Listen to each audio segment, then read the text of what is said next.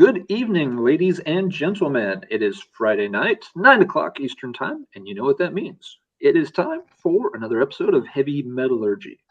I am here with my co host, as usual, Marty. Marty, how's it going this week?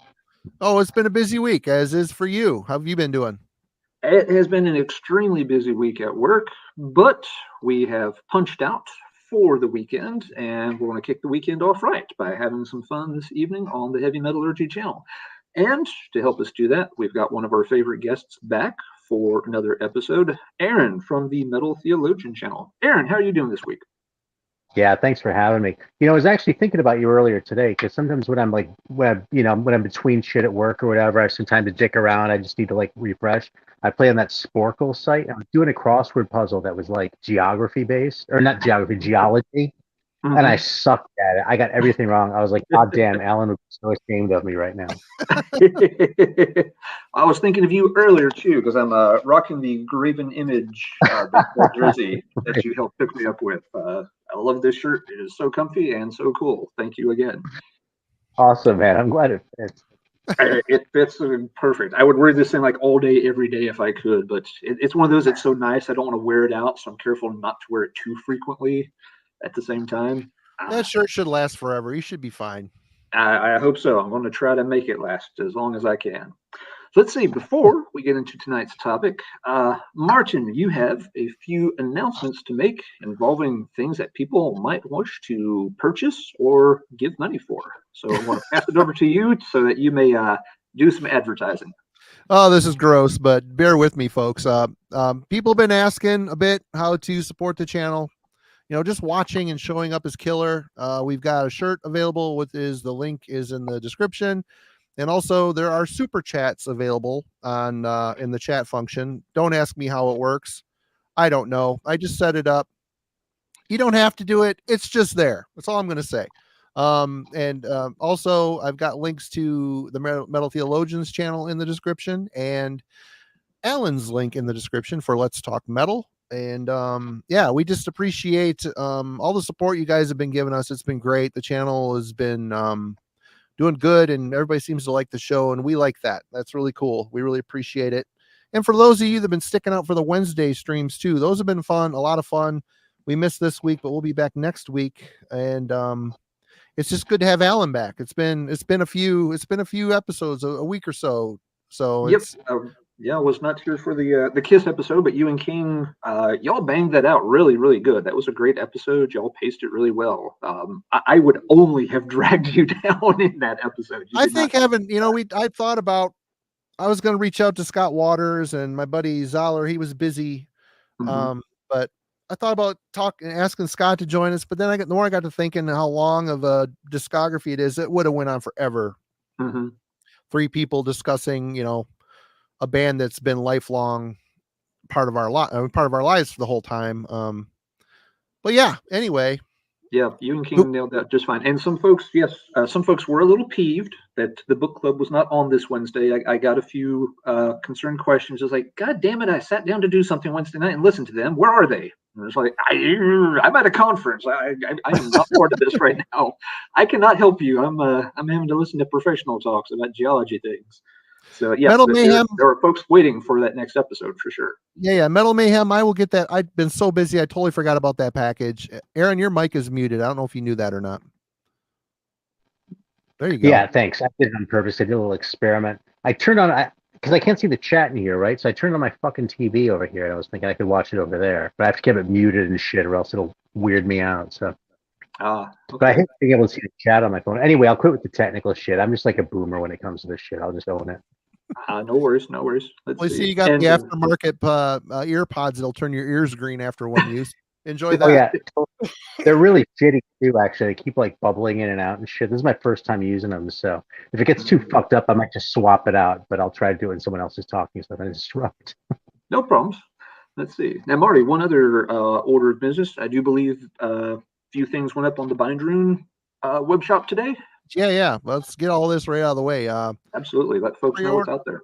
Yeah, pre-orders announced today for Chaos Moon's Langer into Echoes Beyond and Panopticon's Collapse album. It's his second album. It's never been repressed since the first pressing. I think the first pressing was only like 500 printed. So, yeah, head over to the Bind Room web shop, get your Heavy Metallurgy t-shirt, and sign yourself up for some records that'll be coming hopefully in June. Just so everybody knows, it shouldn't have to be said this day and age, but pre-orders are basically, hey, damn it, Kellen, you're too kind, man. Thanks so much for that. See, now I feel dirty. I said I was going to be prettier for this, but it just didn't work out. But thanks, Kellen. You're too kind, man. I don't even know what I was saying. But yeah, Heavy Metallurgy shirt and get yourself a pre-order. Yep. Yes, and everyone be patient waiting on those pre-orders. Yes. Marty's going to get the stuff shipped out as fast as he can. He cannot ship it until it is shipped to him. So exactly, and they give you a roundabout estimate, and the way things are pressing records this day and age. Not only has the cost gone up to do it, it takes longer and longer. The Panopticon, again into the light, it took 9 months to do a repress of an album he had just done. So be patient, folks. Yep. But yeah, both of those are going to be great releases. As soon as I saw that pop up in my messages today, I just stopped what I was doing, went right over to the web shop. I already have pre-orders for both of those items put in. So, Marty, where's my vinyl? Where's my burrito? Where's my burrito? Where's my burrito? I want to do this to you every week until they arrive. Yep. No, but no, it's very cool. Just be patient. Smurf.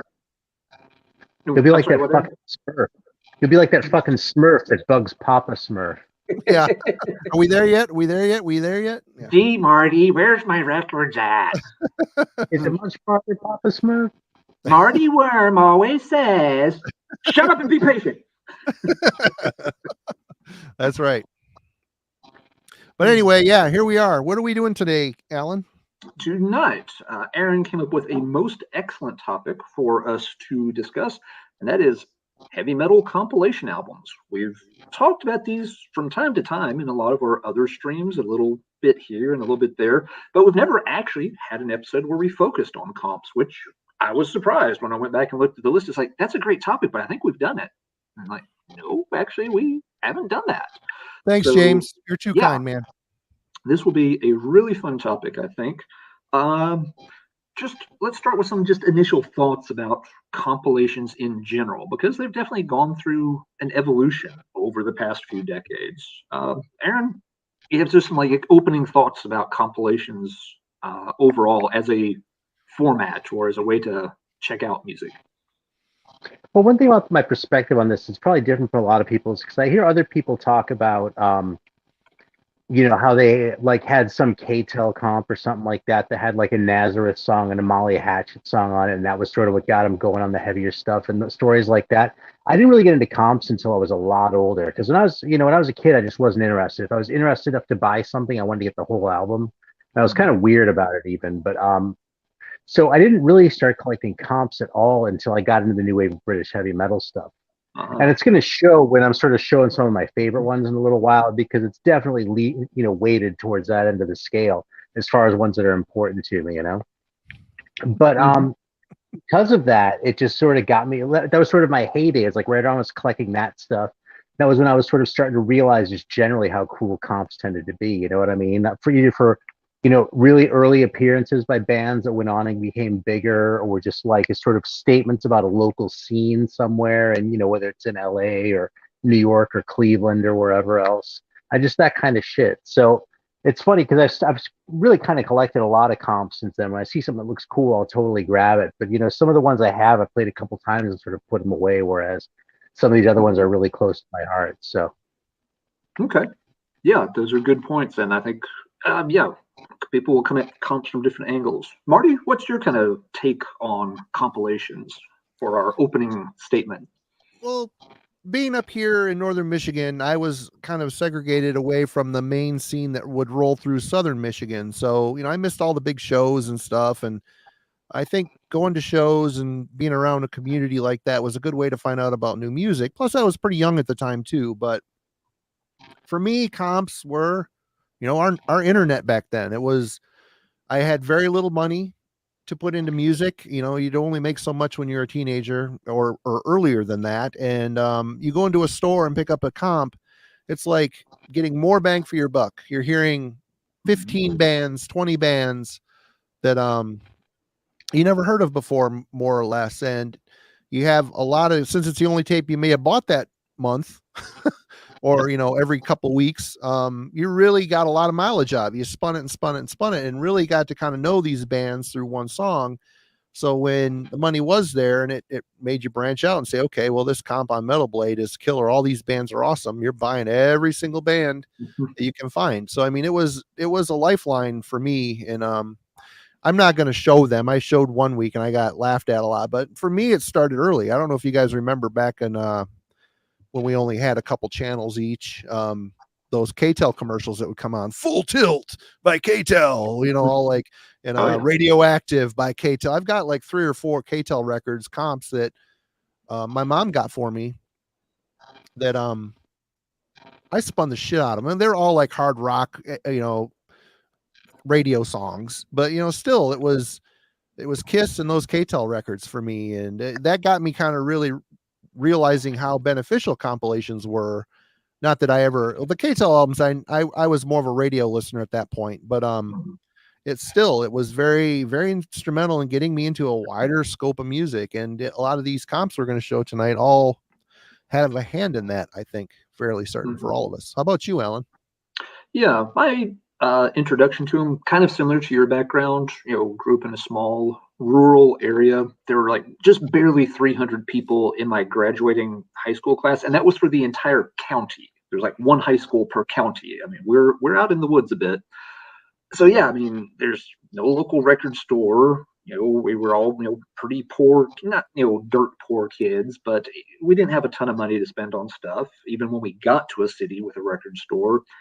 And there weren't very many of us. So it wasn't like you could just go over to all these different people's houses and, you know, check out, you know, dozens and dozens of different records. So yeah, compilations were really useful for, like you said, checking out a whole bunch of bands without having to spend a ton of money. They were also very useful the other way around, I think. They were a good venue for bands to try to get themselves out there without having to come up with enough cash to press their own vinyl.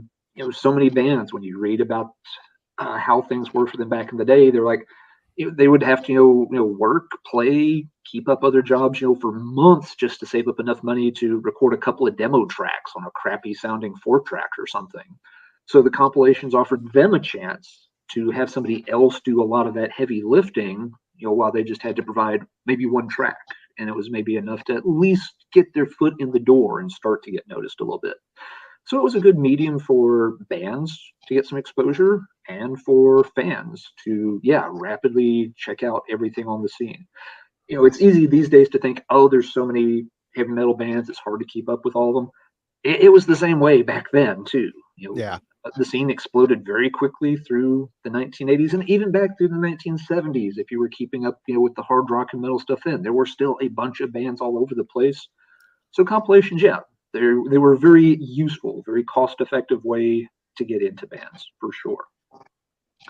Yeah, but like you said too, since the, you know, internet has exploded in popularity, compilations, you know, have become less and less common.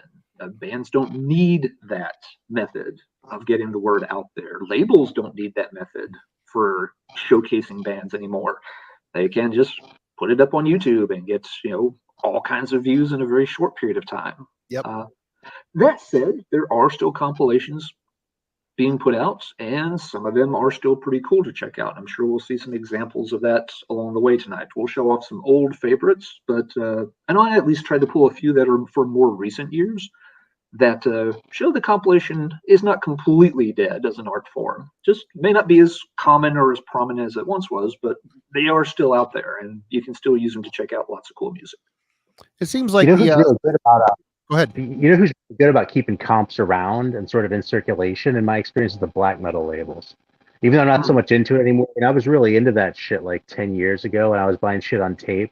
Like that was de facto tape trading is what it was at that point. You know what I mean? Is they were just all over the place, home dub tapes and shit like that. You know, people get covers printed and that sort of thing and treat them like releases. You know, but I saw black metal comps long after I saw comps for just about anything else. So sorry, Marty. Go ahead. No, I just say I think the Spotify playlists have kind of. I enjoy like putting on a Spotify play like Halloween playlist or whatever and put it on and just all these different things that pop up.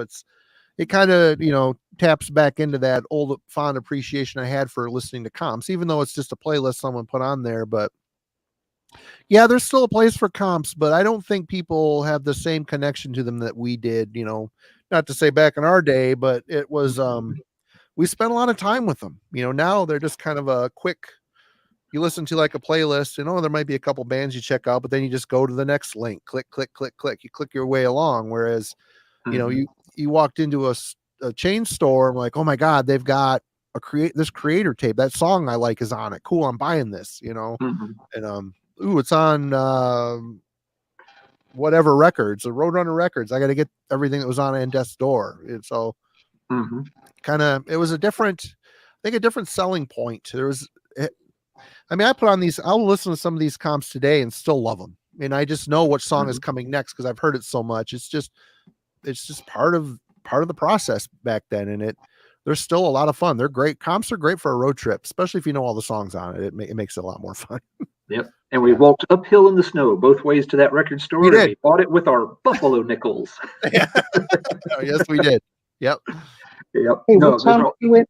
Remember, if you don't mind. What's that?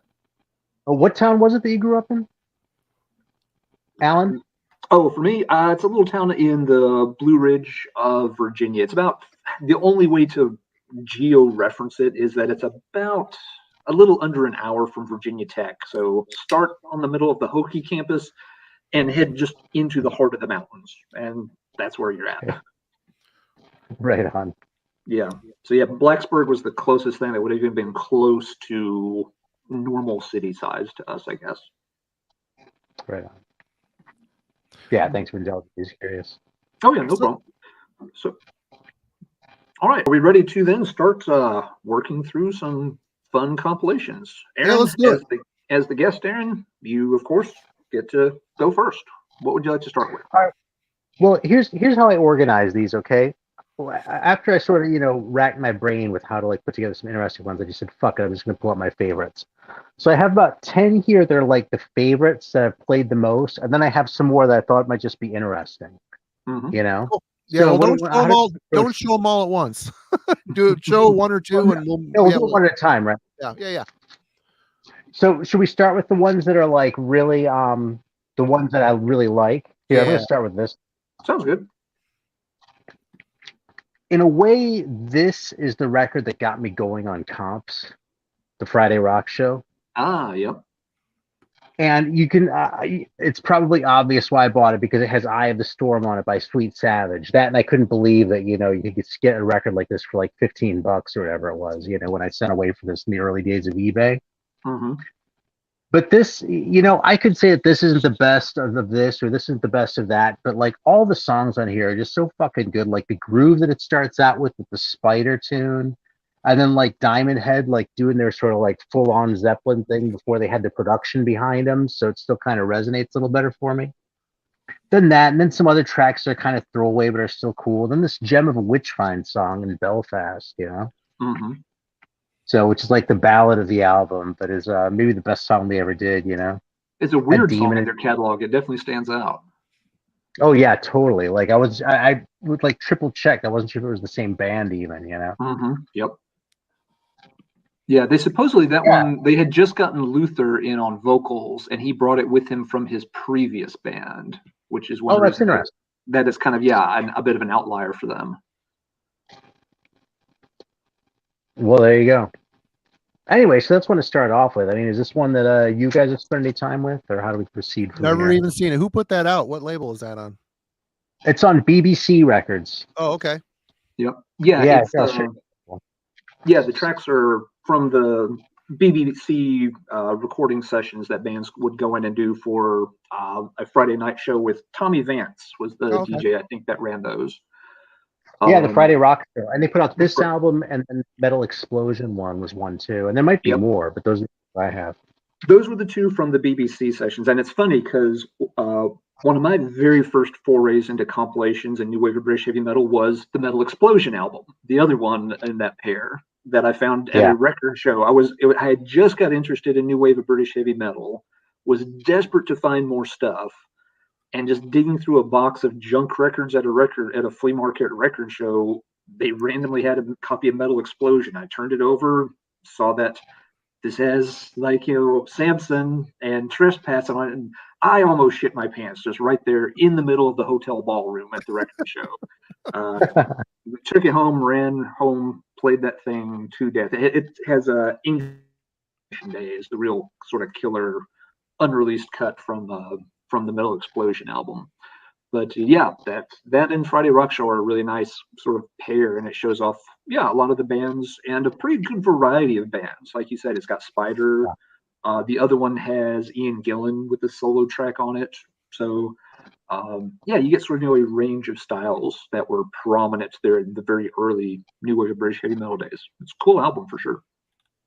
Yeah, and like those kinds of songs, even though they're kind of different too, and even though I might not have put them there, they feel like they belong there on the record.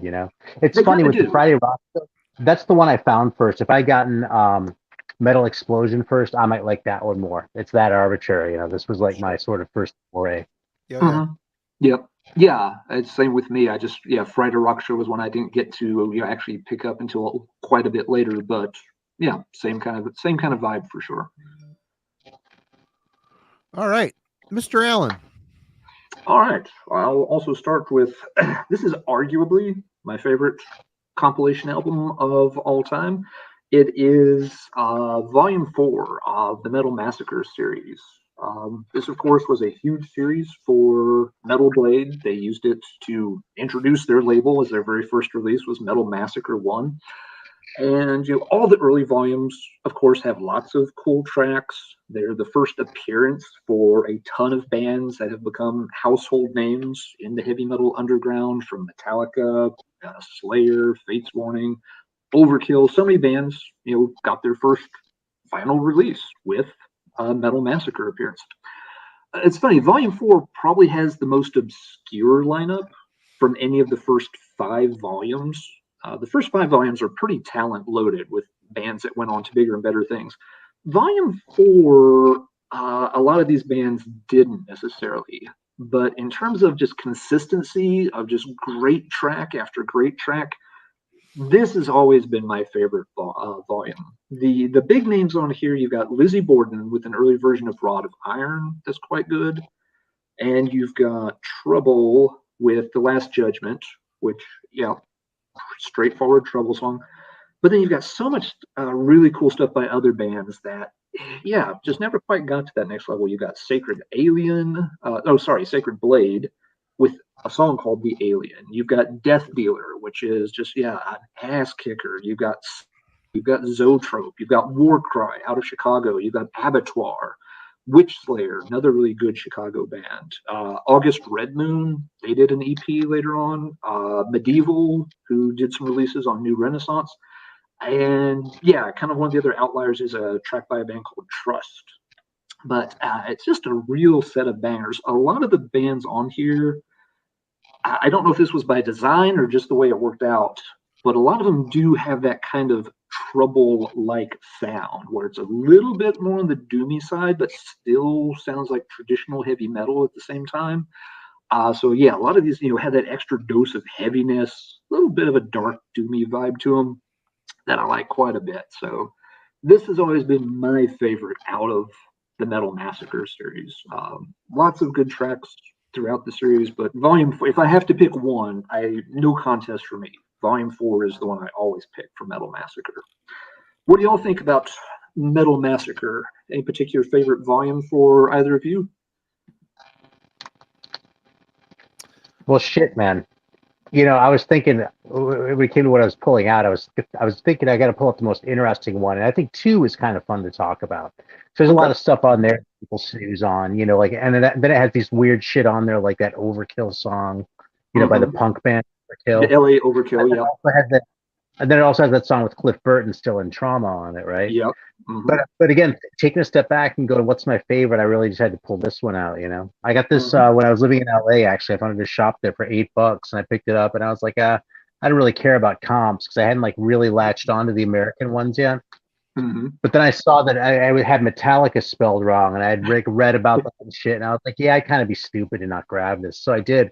And I just loved it, man. I don't know how many times I played this fucking thing. It even has Rat on it, and I played it a lot. In fact, this is probably why I bought that first EP when I found it in a dollar bin in LA, actually. Like Demon's Flight, Sirathungal, we talked about a lot of this stuff already. Bitch, obviously, because they were always well represented in the early Metal Massacre comps. But absolutely, it's fantastic stuff. And it's not. I didn't turn on to it in high school. It wasn't that kind of experience for me again. But when I got into it, I got really into it. So. Yep. Yeah, that's a cool one. That first volume too. I mean, it's been repressed, and some of those bands aren't on the later pressings of it. A couple of bands had to be taken off because they'd already gotten signed to other labels and stuff. So yeah, you see slightly different track lists on some of the later pressings, and they spelled Metallica right they're on too, I think. Right. Marty, what about you? What are your thoughts on Metal Massacre? Metal Massacre editions never came up here. That I ever saw. If they did, I never bought that. The only Metal Massacre I own is a best of Metal Massacre. I have it on tape. Yeah, and it's got some good stuff on it, but a lot of stuff that I just didn't really. By the point I bought it, I was moving on to heavier, different things, and so yeah, the whole Metal Massacre thing, I completely respect their impact, but I've never owned an actual copy of one. So. What's the lineup like on that comp of comps? Because that's such an odd thing to do. I'd be curious if they just picked the bands that went on and became the biggest later on, or was it they picked the gems, or they started to balance? I'll see if I can find it here. When it's not my turn next, I'll go see. I think it's out in the other room. We'll go see if I can find it. All right. And we'll go through it. We'll see what's on that thing. But okay. Obviously, Marty, over to you. I think you guys are gonna know what I'm starting off with. Oh yeah. Yeah, this is the end boss of all comps for me. Doomsday News, a new generation of heavy metal. This is the first. I don't think this is the first Noise Records comp. I think they did some hardcore stuff and other shit early on. Yeah, they had a couple of metal comps on the real early part of their catalog. Yeah, this thing here, I wore the tape out of this, and I mean it's got all the classics. It's got Scanner, Rage, Death Row, Corner, Tankard, Sabbat, Halloween, Vendetta, Celtic Frost, Creator, and Voivod. And a good chunk of these songs, like the Scanner song was exclusive to this comp. The Rage song, Before the Storm, I don't think that's on. Is that on Perfect Man? I don't remember. I'm not sure. I'm not sure either. Arrogance in Uniform by Corner was not on anything. It was only on this comp. Creator was After the Attack at the time. That was released later as After the Attack, which is basically Pleasure to Kill with After the Attack on it. So, there's some exclusive tracks on here, and the songs and the bands. It was a perfect lineup of bands. At their arguably at their best in a lot of ways. And this here, they put me. I mean, I loved California. I loved US thrash, but the European stuff for me. And that was king, and that it's all because of this comp. It turned me on to all these bands, and well, of course, Voivod's not European, but you know what I mean. A lot of 90%, 99% of this is European, but absolutely great comp. Should I show? I don't know. I might as well do this because I have a lot of other. Then there was Doomsday News 2, which just as good. It's got Corner, Hate, Fire, and Blood, which was not on anything else. Watchtower, Midas Touch, Death Row, Machinery, which is my favorite song off of Deception Ignored, Mordred, The Artist, Rage, Mirror. I don't think that song was on a full length. Vendetta and Mania. And then another great comp, not as good as the first one, but still really enjoyable. And of course, Doomsday News 3. This was the Thrashing East Live. When the Berlin Wall fell, Noise threw on a humongous fest. It's got Creator, Tankard, Sabbat, and Corner doing live sets from that show. So I mean, this here I bought just because it was versions of these recordings that I did not have until a lot of the stuff was put out on VHS later. But Noise, one of my favorite labels, and these are some of my favorite comps, hands down. Yep, classics for sure. And Voivod's from Quebec. That makes him at least what, 31% European? Sort of, yeah. Plus or minus a couple of percent. My math may be slightly off. Right. All right, Aaron. Hope I didn't steal anybody's thunder with those, but oh no, I wasn't going to touch that one. It was all Marty. Yeah, totally. I actually deliberately left that one on the show. Same here. I just bought Tuesday News 1 because of you. So, did you like it? Oh, dude, it's fantastic. I know, It's never it's been as perfect. good as today. I don't have the history with it though. So you're the one. It's right to have you talk about it. Yeah. That's just the way of the world. But yeah, it's fantastic. Yeah, classic comp. Yeah, but speaking of, if I had to pick one favorite comp, like since we're going for the big heavy hitters here, like one very favorite, it might well be this one. This is the Heavy Metal Heroes. Yeah, and this little section here is dedicated to Eric Bauer, because I was hyping this record with him the other day. But it's a funny cover actually, because this thing is like an insert for anyone who hasn't seen this before.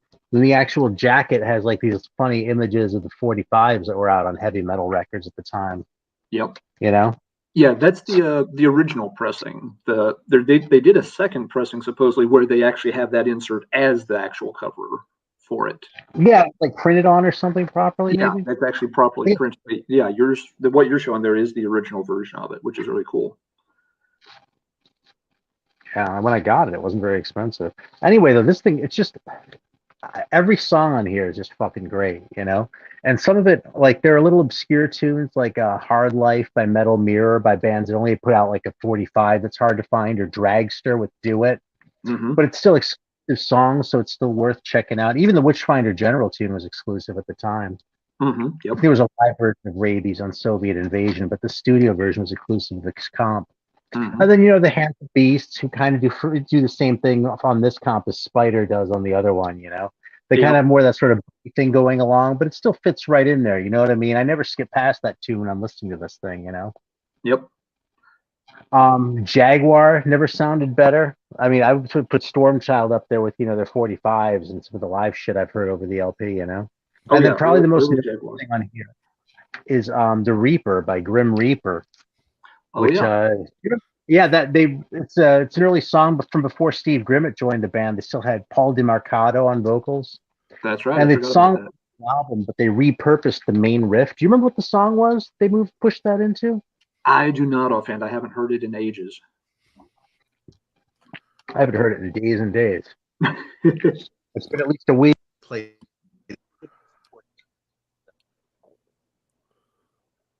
yeah. Oh, I think you lost your mic, Aaron.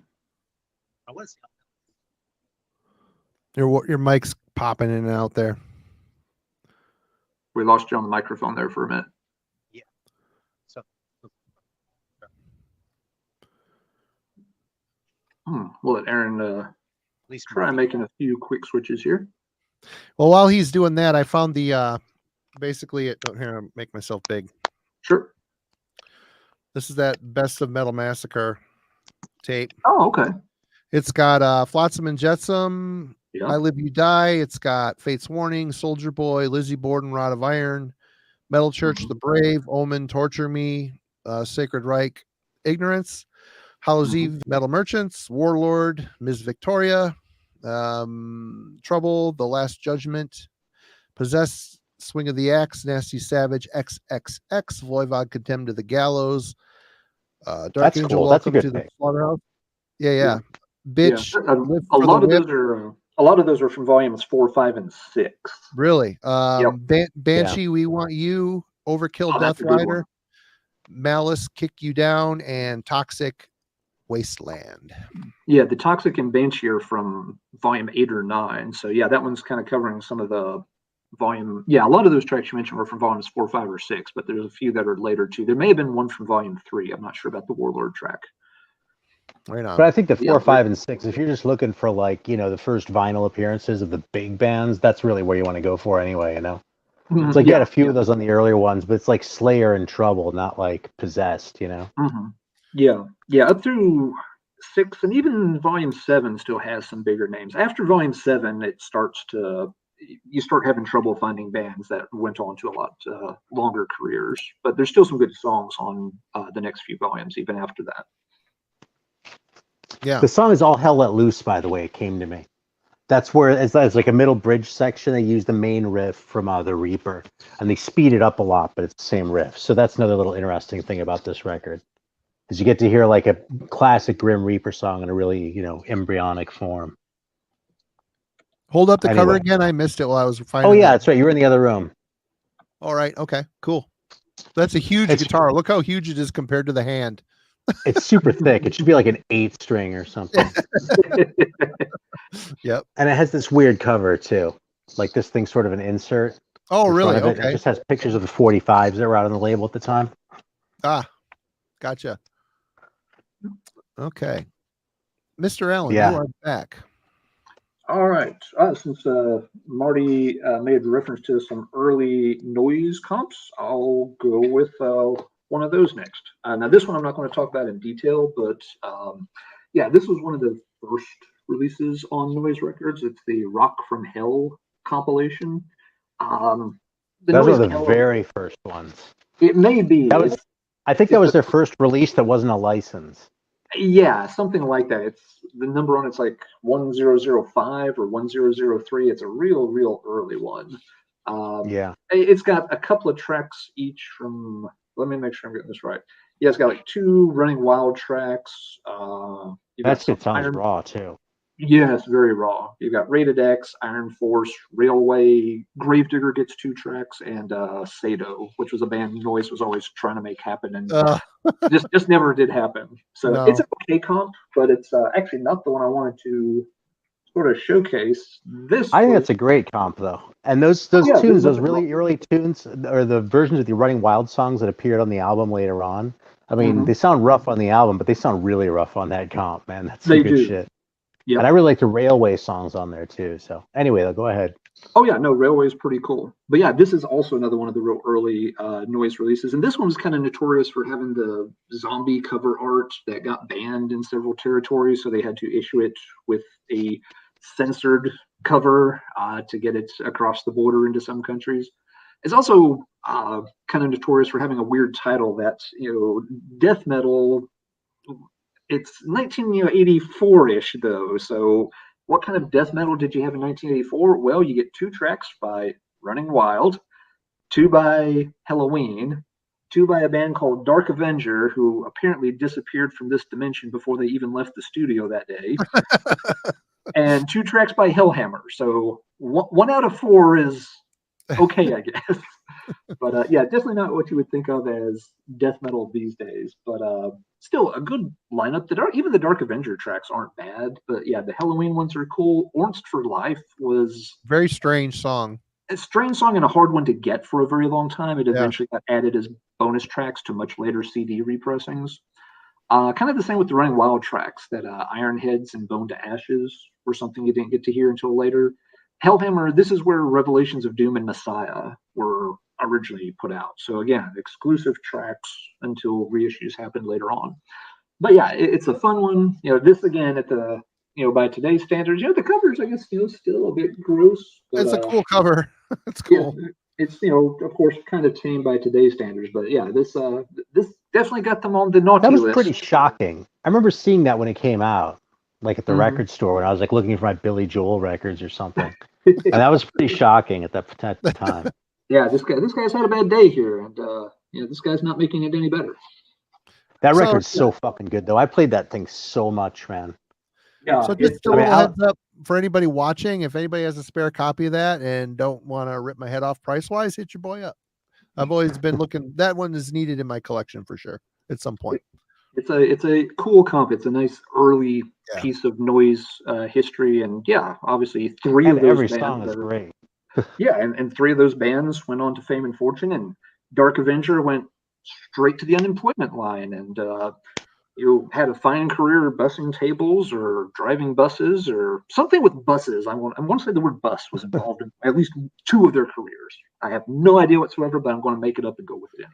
Hey, Yacht Rock guy, thanks so much for that, man. Our soundtrack's awesome, man. considered a comp heavy metal movie soundtrack, introduced me to Sabbath, and is still my favorite mix of Mob Rules. I would say, yeah. I mean, in that That's a good context, it's question. a comp for sure.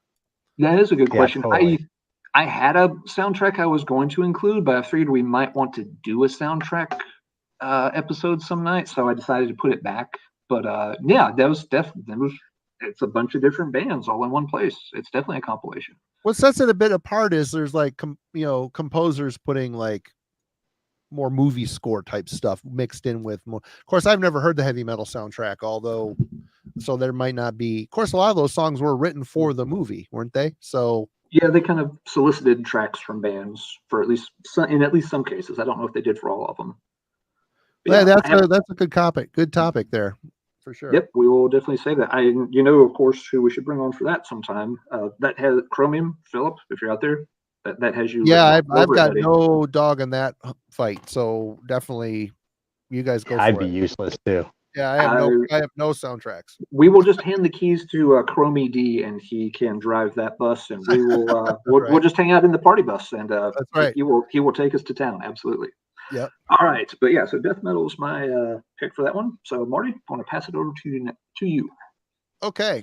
Another humongous comp for me. I missed all the Metal Massacre comps, but this comp from Metal Blade, the Best of Metal Blade Volume 1, this thing lived and died in my cassette deck. I ended up getting a radio promo of it. It's in really shitty shape, but all the things that the Metal Massacre comps didn't have, well, that the one that I had anyway. I mean, Slayer wasn't on it. It's got Chemical Warfare, my all-time favorite Slayer song.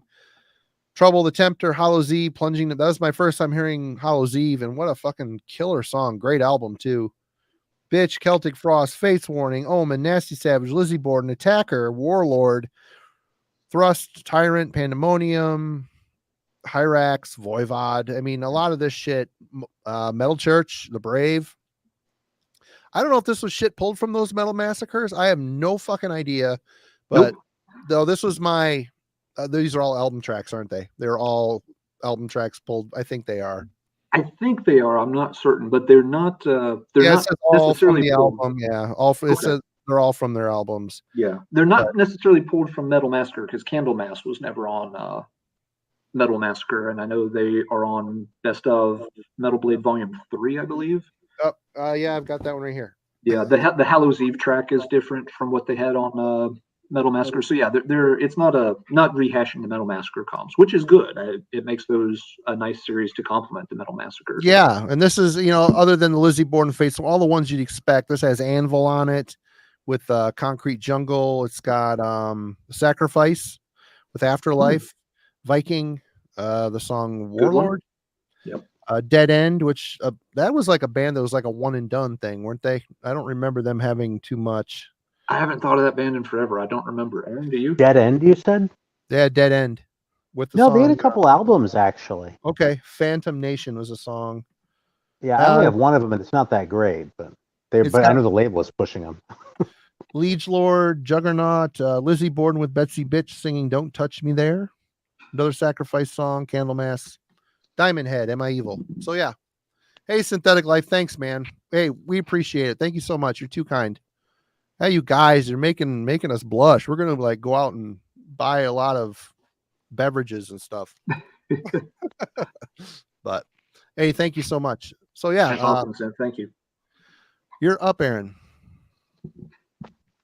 All right.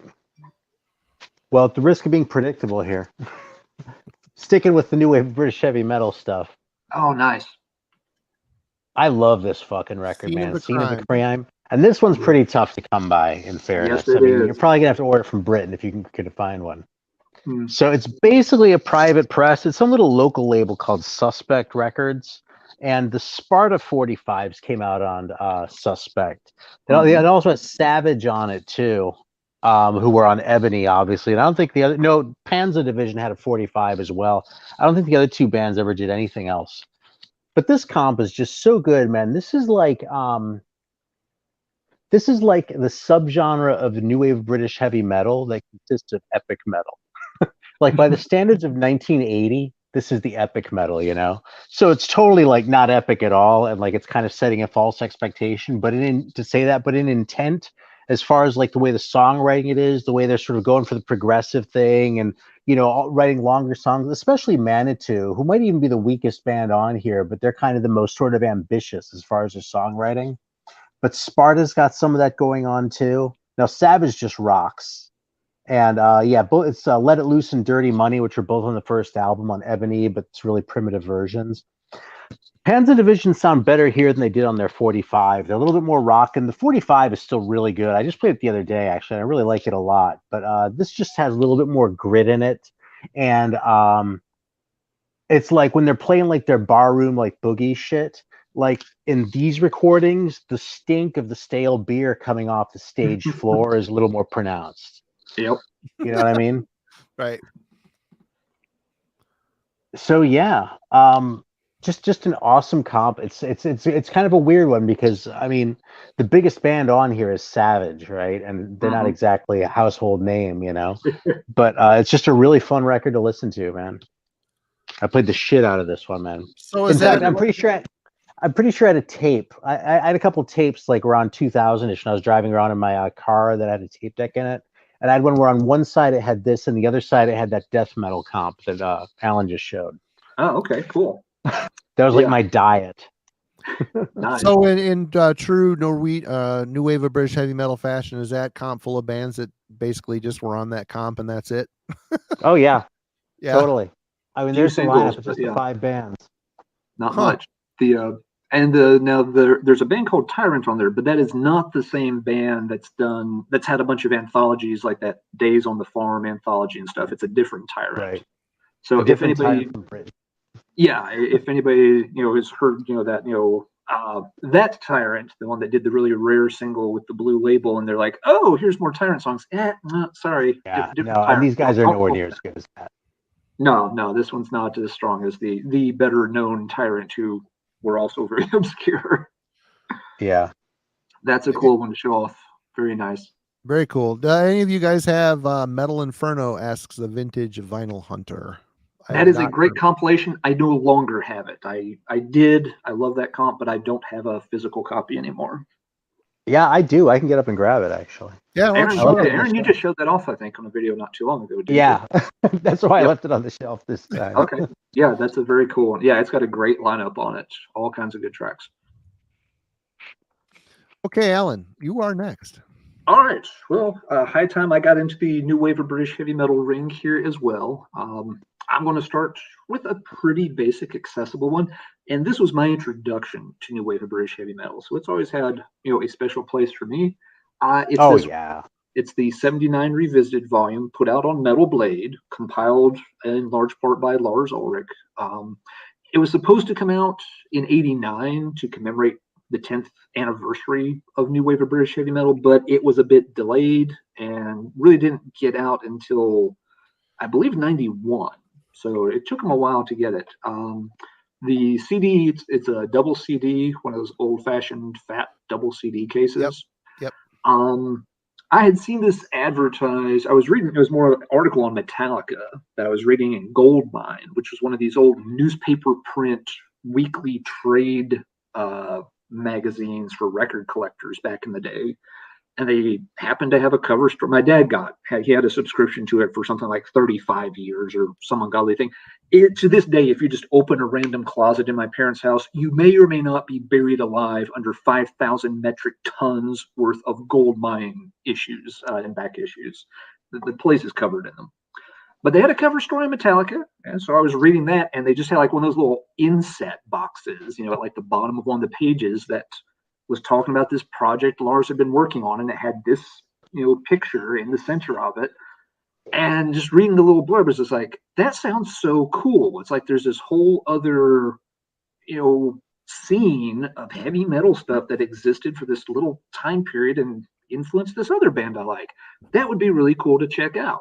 So I kind of kept in the back of my head, and eventually on one of those rare trips to the big city, one of the record stores had the cassette tape of 79 Revisited. And I picked it up, started playing it in the Walkman, sitting in the back of the car on the drive home that night. And I just was instantly fascinated with all these different bands. The liner notes were, gave you a little information like, this song came from this single, this song came from this compilation. And so right away you started to see that, holy shit, there's all these comps, there's all these singles. We're going down the rabbit hole, and we're going down hard and deep. And 30 years later, I'm still trying to make it to the bottom of that rabbit hole. It's also a pretty nice mix. There's a lot of, quote unquote, big name new wave of British heavy metal stuff on here. So it's a great introduction. Good place to start if you're not familiar with it. It's got your Tigers of Pantang, Venom, Girl School, all this kind of stuff. It slips in, a couple of deeper cuts also to kind of give you that little free taste, that little shot that's on the house to make you come back and want for more. So then you got to start paying the big money for things like the Hollow Ground single. Hollow Ground's featured on here. You've got, let's see, what else is, you've got, again, Angel Witch's Extermination Day, which was an exclusive track to the comp Arron and I were talking about earlier. You've got Parallax made it on here somehow as one of the deep cuts. So, and the CD version has several bonus tracks. Again, I got the cassette originally, but later on I saw the CD in the store and realized that, oh shit, it's got like 6 extra songs on it. And those are really good. That's where the Witchfinder General track is. Dragster's Ambitions, A to Z, Trespass, Black Axe, a Good Praying Mantis track, Captured City.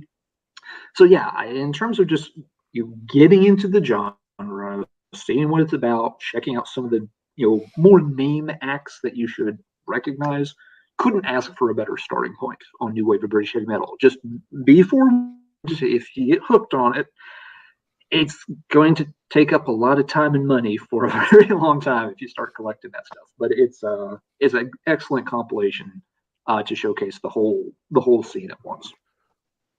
I remember when I got my first copy, that like looking through that booklet and going, man, I'm never gonna see any of this shit on record.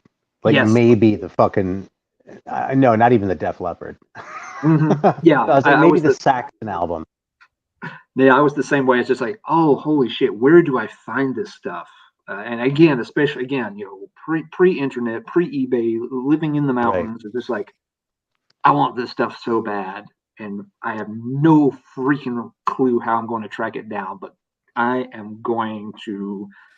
It became a thing. Every record show I went to, every record store I went to, every issue of Goldmine. This is where I started looking at the classifieds in the back of Goldmine, where you'd have guys, send self-addressed stamped envelope, the old SASE for free catalog of heavy metal vinyl items. I'm just like, let's see what they got.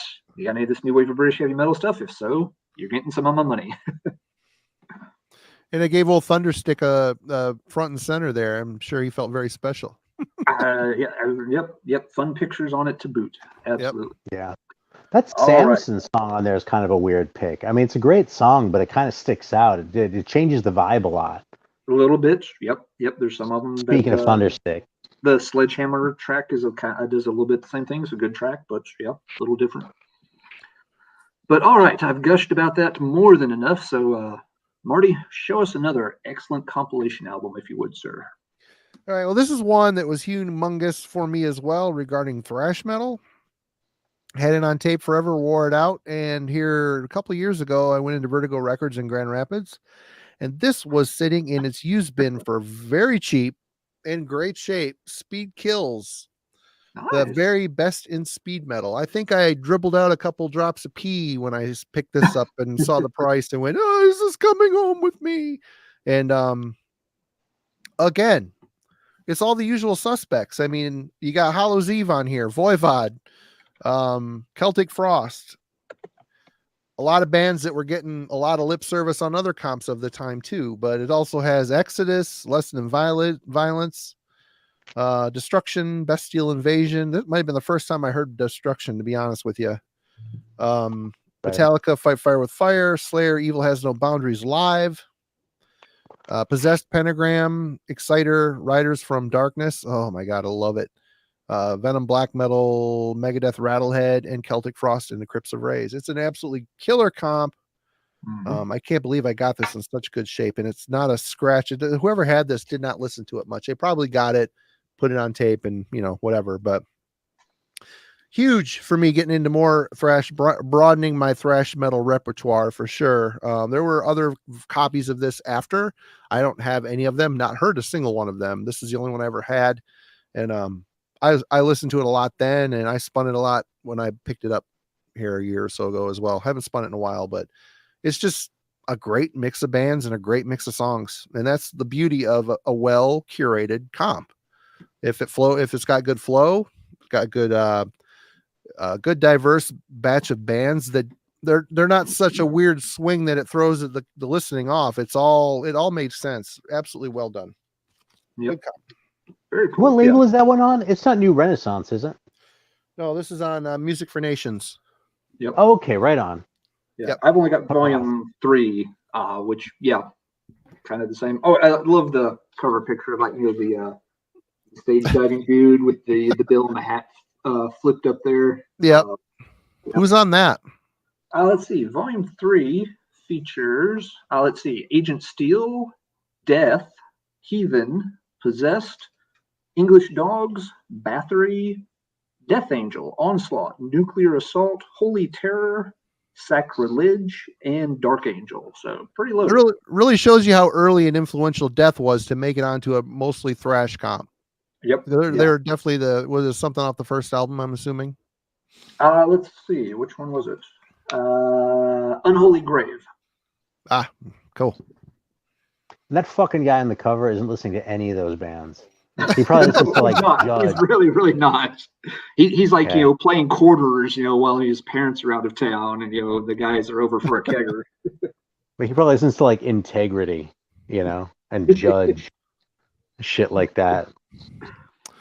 I think when it comes to out of touch covers, man, I think Music for Nations is probably the best one. They're probably the way where they had the most covers where you're like, what the fuck? That doesn't have anything to do with, Yeah. Did you find that record, Arron? Which one? Metal Inferno? Yeah. Oh, I wasn't going to bother pulling it, but I can pull it. Oh, sure. That's okay. That's fine. Whatever. We can get it whenever. All right. Have to go pee later. All right, cool. Okay, you're up. All right. Well, sort of following on from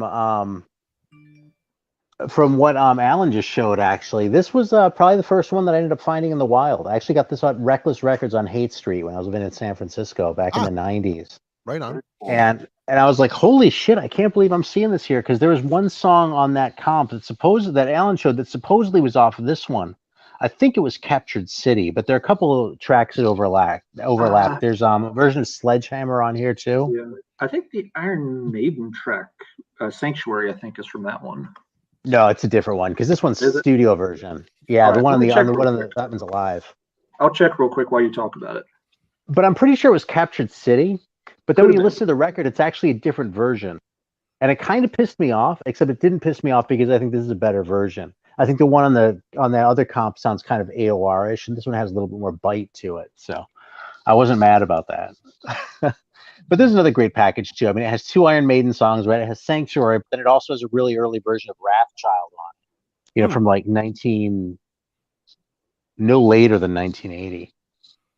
So, and then it has Baphomet by Angel Witch on it. It's the only appearance. Since Angel Witch's good shit was spread out among, comps and singles, this is one of the comps that becomes essential if you want that. And then Sledgehammer's great. Captured City is great. Bootleggers is kind of like the boogie song on this record, the obligatory one the English always have to stick in there, by Nuts.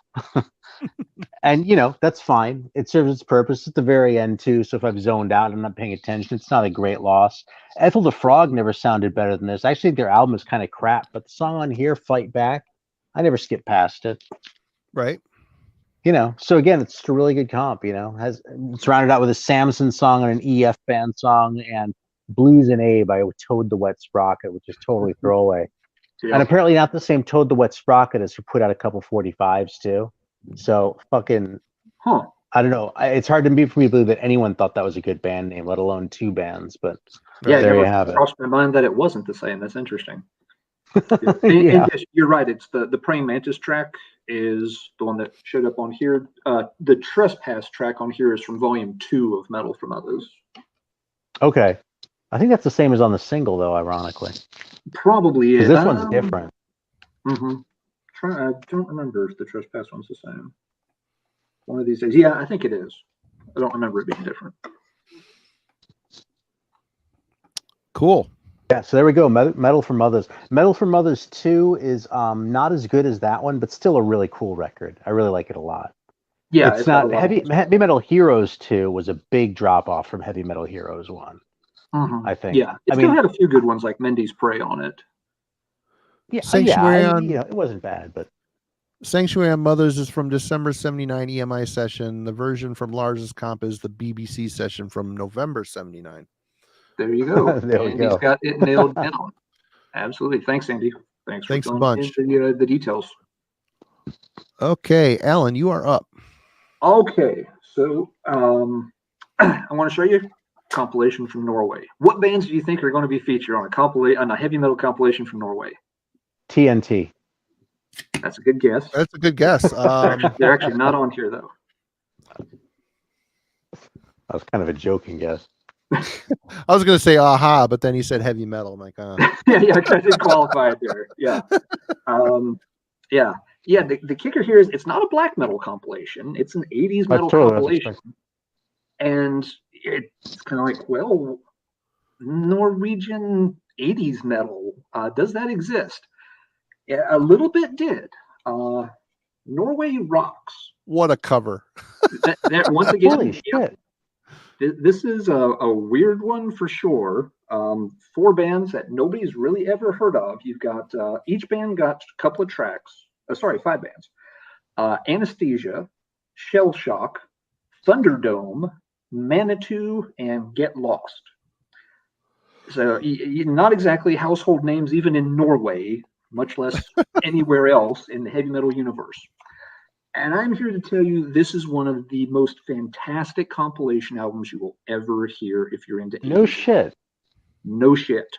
Every track by all 5 of these bands is fucking brilliant. If this was divided up, if these had been divided up and released as like 5 European singles back in the day, throw in some picture sleeves, these fucking things would be a couple of $100 a piece. The musical quality on here is just amazing. The 2 standouts on it are personally, I love the Manitou tracks. Flying Away is this gorgeous, epic, just fast little almost power speed metal guitar line going through it. A little reminiscent of like early Nocturnal Rites, but they wouldn't come along for another decade after Manitou. Anesthesia is the other big one that stands out when folks hear this. They lean a little bit thrashier, but really well-written songs. Both of their tracks, Prelude to Ruin and Jihad, are just... These guys are seriously talented songwriters. And to kind of prove the point, Anesthesia did actually have a footnote in metal history a little bit later on. Some of the members stuck around, changed their name, and put out an album right in early 2000s, I'm thinking. I forget exactly. I always think of the album name instead of the band name. Spiral Architect. This is a precursor to Spiral Architect. A couple of the guys from there, and one of the guys from Manitou also joined their ranks on that Skeptics Universe album, which is kind of a cult underground favorite among folks that are into, sort of more progressive heavy metal stuff. I cannot say enough good things about this compilation. I know that bands have no name recognition. A couple of them did a demo tape here, a demo tape there. Manitou had, some demos released, I think, several years after this. But this one, go check it out if you can. I've actually put full versions of both songs by a couple of these bands on my channel. They're very early episodes over on the Let's Talk Metal YouTube channel. I just did it as like a little kind of sub-series called The Greatest Singles That Were Never Made, because they weren't. But yeah, you put those 2 Anesthesia songs on a single, and it's on every heavy metal vinyl collector want list in Europe, Greece, and most of North America and Japan. Same for the Manitou tracks. It's just crazy. It even came with a weird insert. It's all in Norwegian. So it says things I'm not even going to pretend I can read it. But yeah, you get some pictures for the band on the back cover too. So we can check out what some of these guys look like. Just kind of pan across them for a moment. Hey, sweater metal. It was a thing even back then. Look at there. There it No is. real surprises. This is about what you'd probably expect Norwegian heavy metal bands to look like around 1988. But I'm telling you, all 5 of these bands, laid down some tunes. Anesthesia and Manitou are clearly the 2 best, in my opinion. But even the other 3, there's no song I would call off of this comp or say is subpar or a placeholder. One of the best damn compilation albums you can find. And unfortunately, it is a pain in the ass to get a copy of this. It sat on my want list for years after I heard it. I eventually got it from a vinyl guy in Germany. It was not cheap, but he was the only one who had a copy of it, and he knew he was the only one who had a copy of it for sale. And so, but yeah, it was had to have it. I was just obsessed with tracking that album down.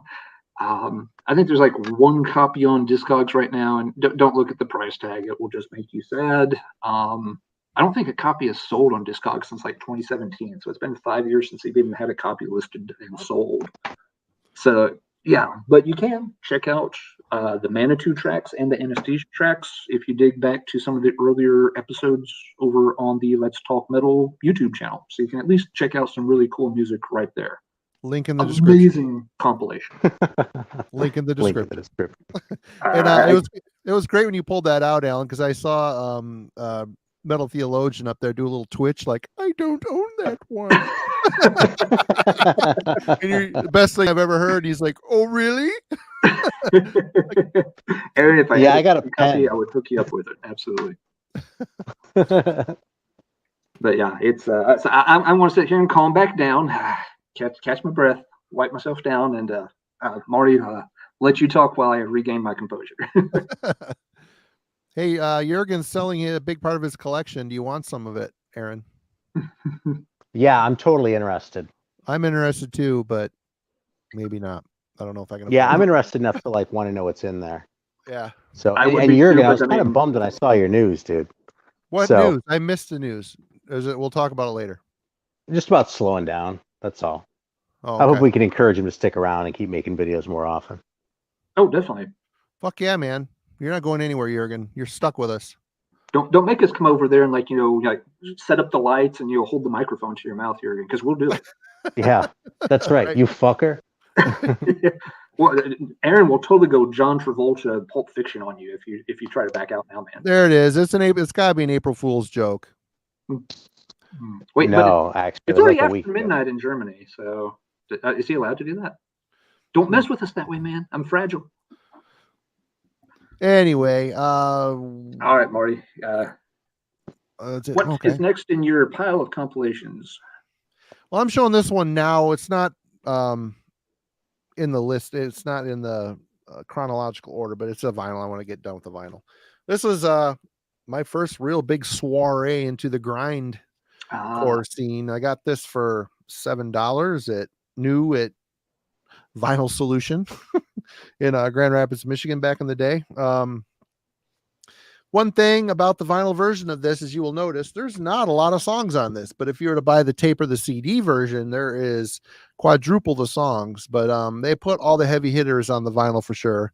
Morbid Angel, Chapel of Ghouls, Repulsion, Radiation Sickness, Carcass, Exhumed to Consume, which is just a sick fucking version. I don't know, it must be a demo or something. I don't know, it's super sick. Godflesh, Street Cleaner, Napalm Death, Terrorizer, Bolt Thrower, Intense Degree, and Filthy Christians. But yeah, I mean, there isn't a person into this music that has been in a while, probably hasn't at least owned this at one point in time. At least you spent some good time with it through a friend or whatever over the years. I mean, this to me was very instrumental. I heard Carcass, I saw Morbid Angel, and I bought this comp, and then I was on a hunt to get all the rest of the bands for sure. But yeah, this was a doozy for sure, leading me into the Earache catalog. Jurgen, we have to talk, man. I'll send you an email. But yeah, sorry. Eric, Grind Crusher Comp. What do you guys think? Oh, that's a huge one for that label. It got so many people exposed to what they were doing. That one's new to me, honestly, because I wasn't paying attention when it came out, and I never went back and investigated it. Because when I got back into that shit just a few years ago. Yeah. So yeah, I'm just like taking this in. I don't know anything about that one, dude. In fact, let me see the cover again for 1 sec. Do you mind? I had it on cassette, and I think the cassette has like a green and red color scheme. I think mine's The the same. colors are so weird, man. Yeah. Mm-hmm. Yeah, mine may be in a different pressing or something. But yeah, I remember buying it, the used cassette. I bought it and used tape of Wasps, The Headless Children, like the day after final exams, maybe my first semester at college. And so that was kind of like a couple of things to play while on the road for like a 9-hour drive home for Christmas. Huh. Yep. Yeah, the tape's got just a shit ton of songs on it too. So yeah, it does. They're crammed in there. Yeah. It looks like one of those Rocksteady comps that comes out every couple of years here. You know, it's like the best of Jamaican Rocksteady from the 60s or whatever, you know, and they put some really shitty looking cover on it. It reminds me of one of those, man. Seriously, like that would have flown right under my radar. That's an awesome piece. Yeah, that old World War I tank on the front of it's pretty cool. Yeah, totally. But you are up. All right. Well, shit. So, yeah, I feel like I'm still talking about the same thing here, but here we go, man, because this is another one that's just a fucking all-time favorite. I mean, you know something, if there's going to be one to contend with the with heavy metal heroes, it's going to be Rock Snacks. And I don't know, I mean, it's 3 bands, so I don't know, is that a comp or is it a split, you know? They each have 4 songs, so it's kind of long. It's like an EP's worth of material out of everybody. It's just fucking great, man. Yeah, I mean, look at this fucking back cover, too. Nice. Cool So design. I found out about this because of that song on that comp that Alan showed, actually. The Fight with the Devil by Hollow Ground is on this thing. So it has 4 songs by Hollow Ground. Look at this guy, by the way, with the mustache and like the striped shirt. That's the best picture. Yep. His pillow did his hair that morning. Yeah, totally. But these guys are so fucking good, man.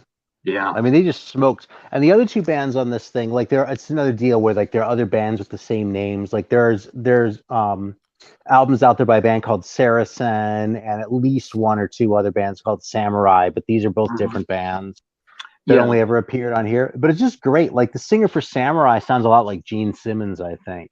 You know, like he has that sort of meat and sort of like dark color in the voice. You know what I mean? Yeah. And the song's just awesome and fucking heavy. And then Saracen is kind of doing a little bit more of like a prog metal thing. The singer isn't quite as good as in the other 2 bands, especially as in Hollow Ground, because that guy's fucking fantastic. But, you know, again, it's just really listenable stuff, you know?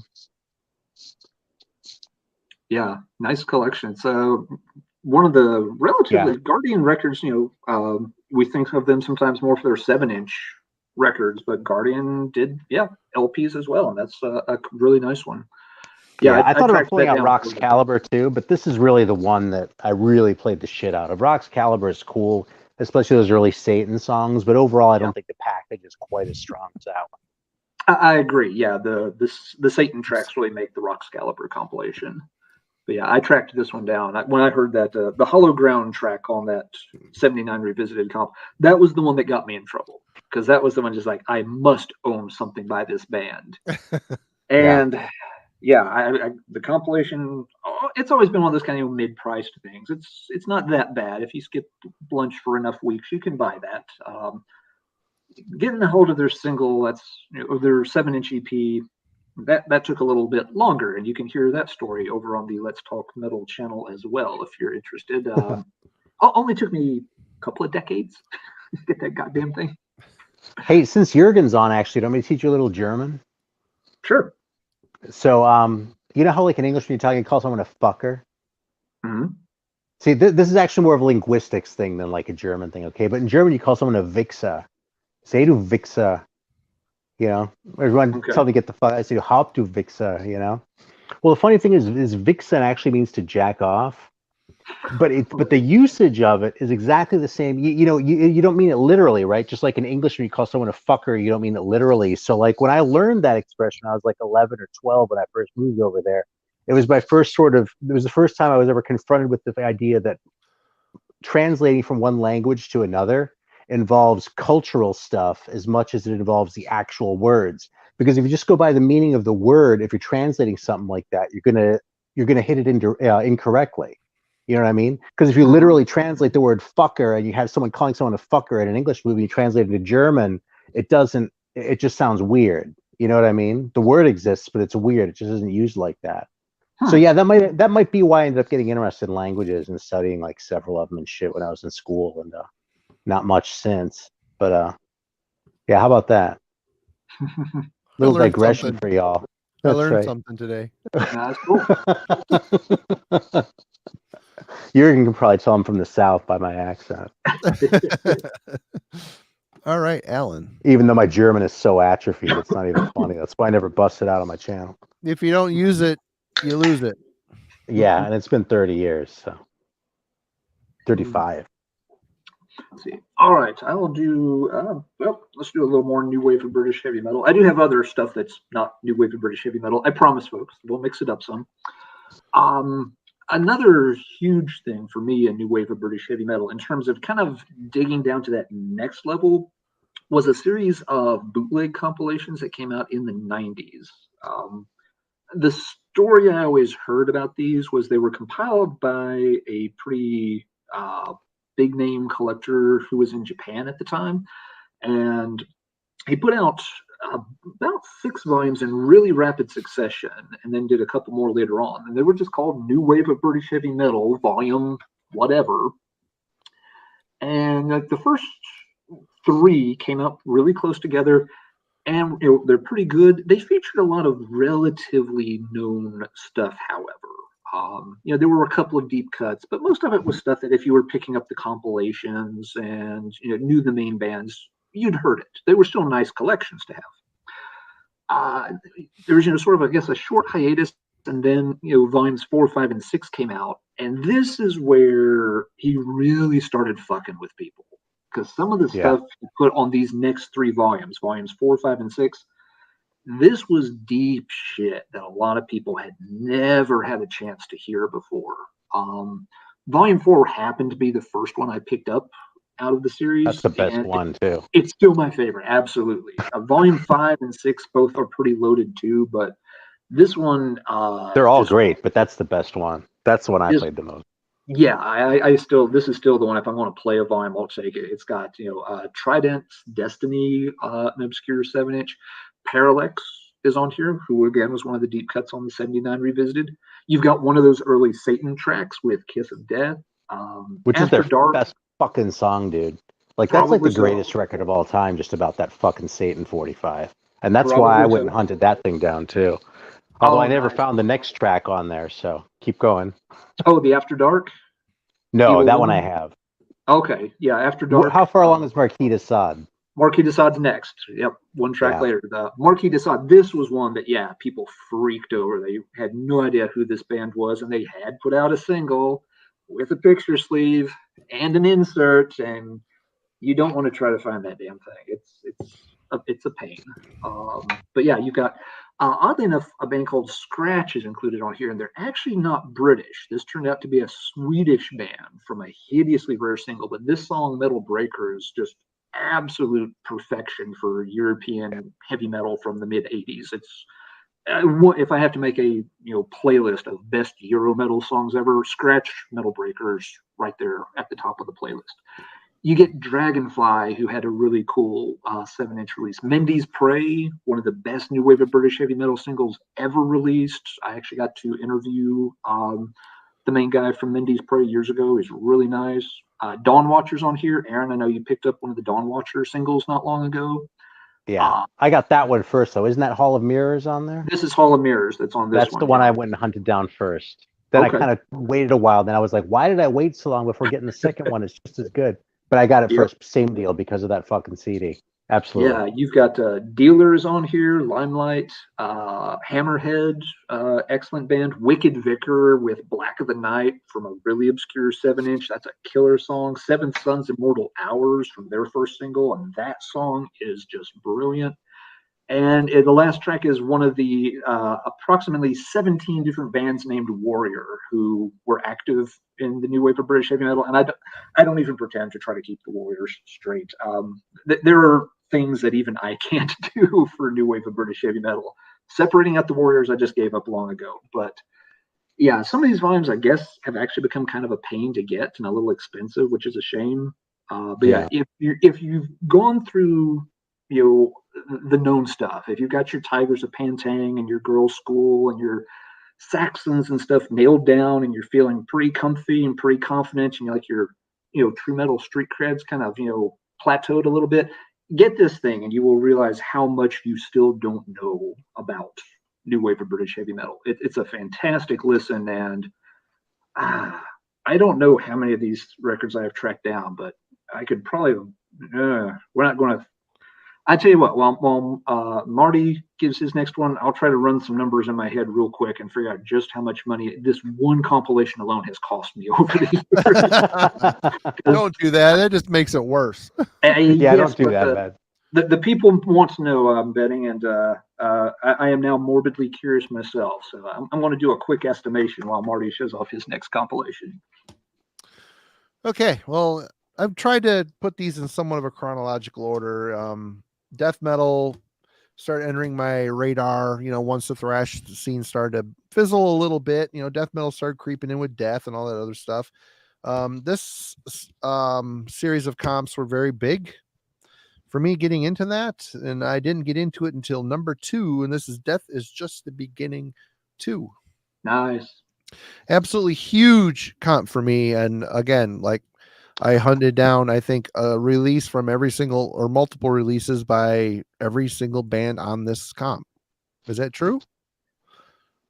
Yeah. I mean, this is when Nuclear Blast was using Relapse Records. Relapse Records was also known as Nuclear Blast America for a while. Pungent Stench, Monstrosity, Master, Sinister. I mean, all the super awesome classics from Europe and some American bands scattered throughout this as well. Righteous Pigs, Macabre, Resurrection, Winter. Absolutely killer comp. This thing, this got water damaged in the Great Toilet Fiasco of 2017. Ugh, makes me fucking sad. But anyway, I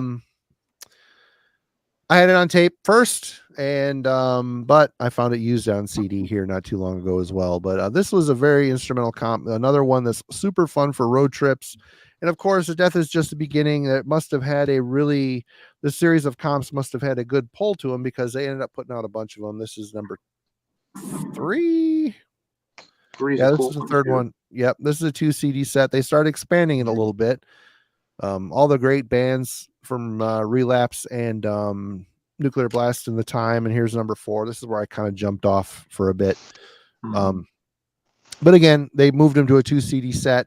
These weren't super overpriced, and man, they were just a wealth of knowledge. A lot of stuff that was coming out overseas that was hard to find around here, and some of which I was paying $25 for a CD to get. But what are you going to do? But Death is Just the Beginning comps were very instrumental in my death metal exploration for sure.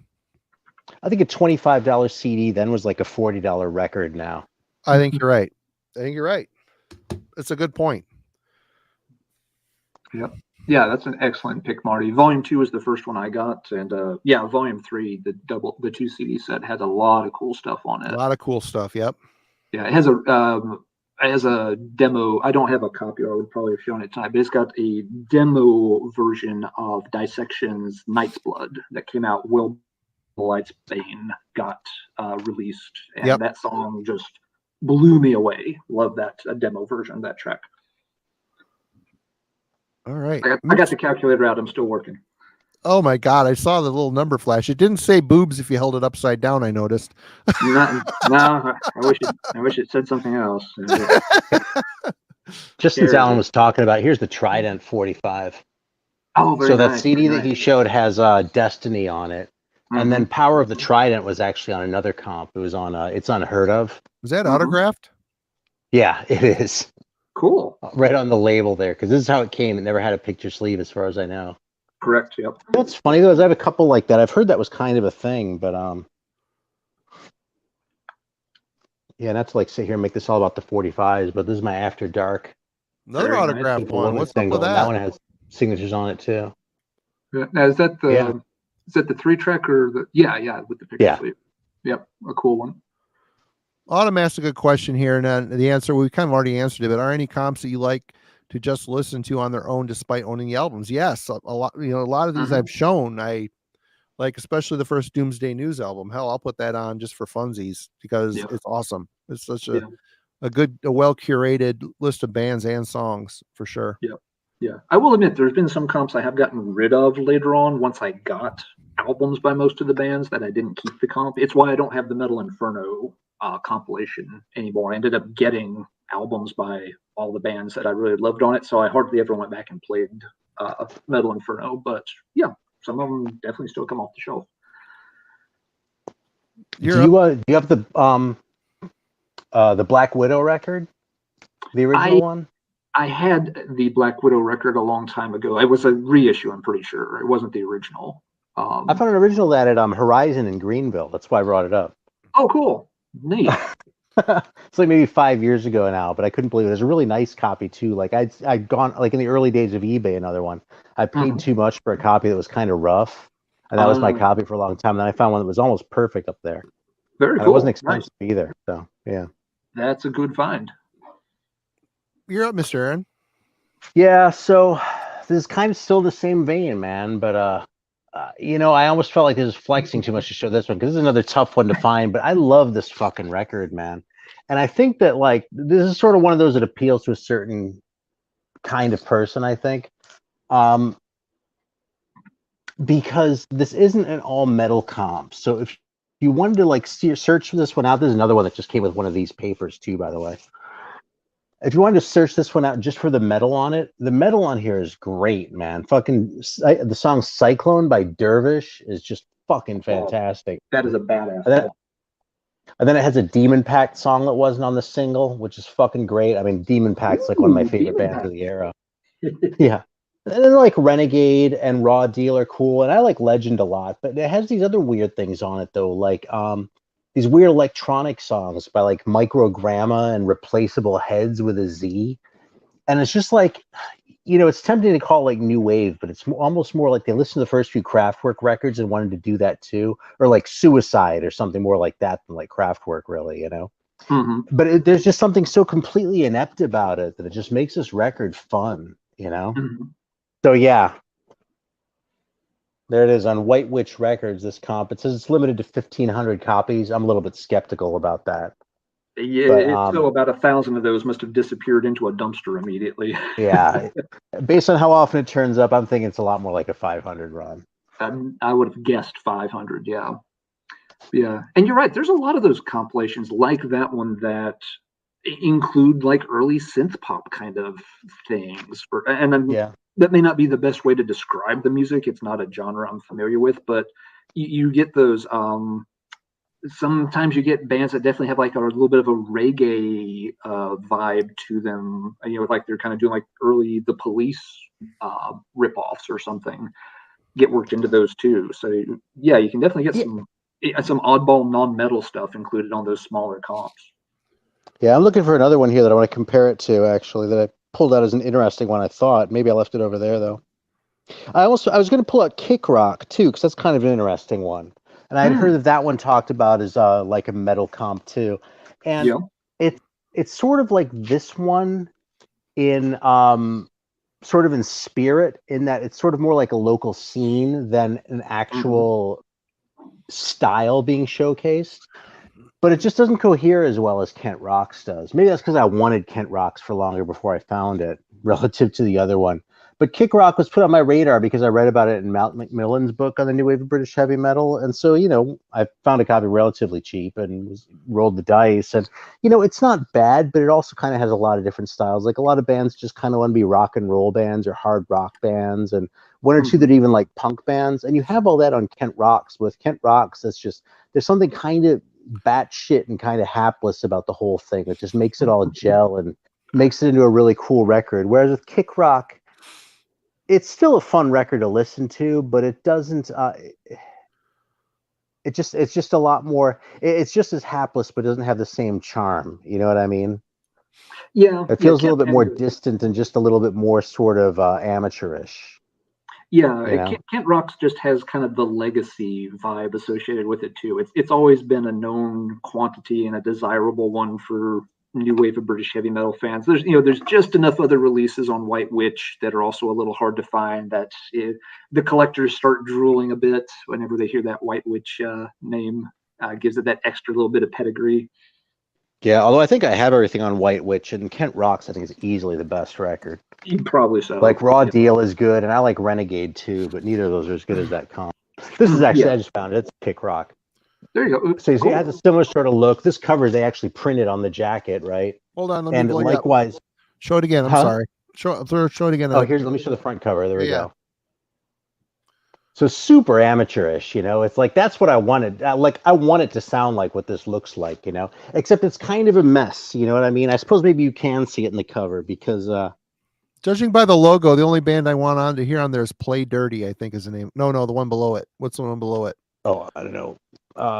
Bloody Mary. Bloody Mary. I mean, that's the only logo that looks relatively interesting. Yeah. Like electric. Look, they even have like the fucking electronic band with the stupidly spelled name. Electric Hobo or whatever. I don't know, man. They had 2 songs. So same deal. Every band got 2 songs on here, and this is for. I want to say this was somewhere in the north. Oh yeah, it's a Scottish talent. So there you go. So it's all the way in the north. But if you have a choice between this one and Kent Rocks all day long, man. And I'll tell you something. I tend to side when it comes to British Islands disputes. I tend to side with the Northerners against the Southerners. I don't think it's an accident that most of the great, the best bands were pretty much from the North. There were some great bands from London, but there were more great bands from Newcastle. I mean, you had Venom, Yeah. So I got to make an exception there, though. The fucking God, they're even Scottish. I really don't want to. Then I have one more new wave comp here too. Thanks, Lizard. Appreciate it, man. Burgess, that's so cool of you. Thanks, man. Thanks for hanging with us all these weeks. It's been awesome. Thank you so much. You're too kind. All right, Alan. All right. Yeah, that's another excellent pick by Arron, and I'll kind of follow up and play off of that a little bit. There are some of the heavy metal comps that we showed earlier, like Metal for Mothers and Heavy Metal Heroes, where it's pretty much mostly heavy metal and meant to be that way. But yeah, some of these others that we're starting to show, they've got a weirder, wider mix, and a lot of these were what you would consider almost local compilations. They were very much just focused on the bands in one area or on one record label. One of the examples I've got I'm not going to talk about this one a bunch, but the Bridge album is very much the same way. It's all bands that recorded at Bridge Studios, and it's a real hodgepodge of stuff. Vintage pictures up here that are always fun to check out. But you have a couple that are known, new wave of British heavy metal bands that did a little bit of stuff. Let's see, Rough Cut, I think, had a single. North Star did some stuff. The deep cut here is the Tempest Ride track. This is a brilliant song. It is just prime new wave of British heavy metal, but they never recorded anything else. They changed their name, and I'm a little rusty on this, but I believe they became Lia Drive, who are a bit of a known thing. But yeah, some of the other stuff on here, Cherry Armadillo, that ain't heavy metal. That's not even close to heavy metal. Yeah, you've got some other bands on here, Stella Rebella and stuff that are, doing more again, I don't know the terminology correctly, so apologies. I don't know if it's electronic versus synthwave versus synth pop, but they're going in very different directions. At least one of these tracks, I'm pretty sure, had more of, again, like a reggae Rasta kind of vibe to the music. It might have been Cherry Armadillo. And this is the kind of comp I don't play all the way through every time because it can be really, really all over the place.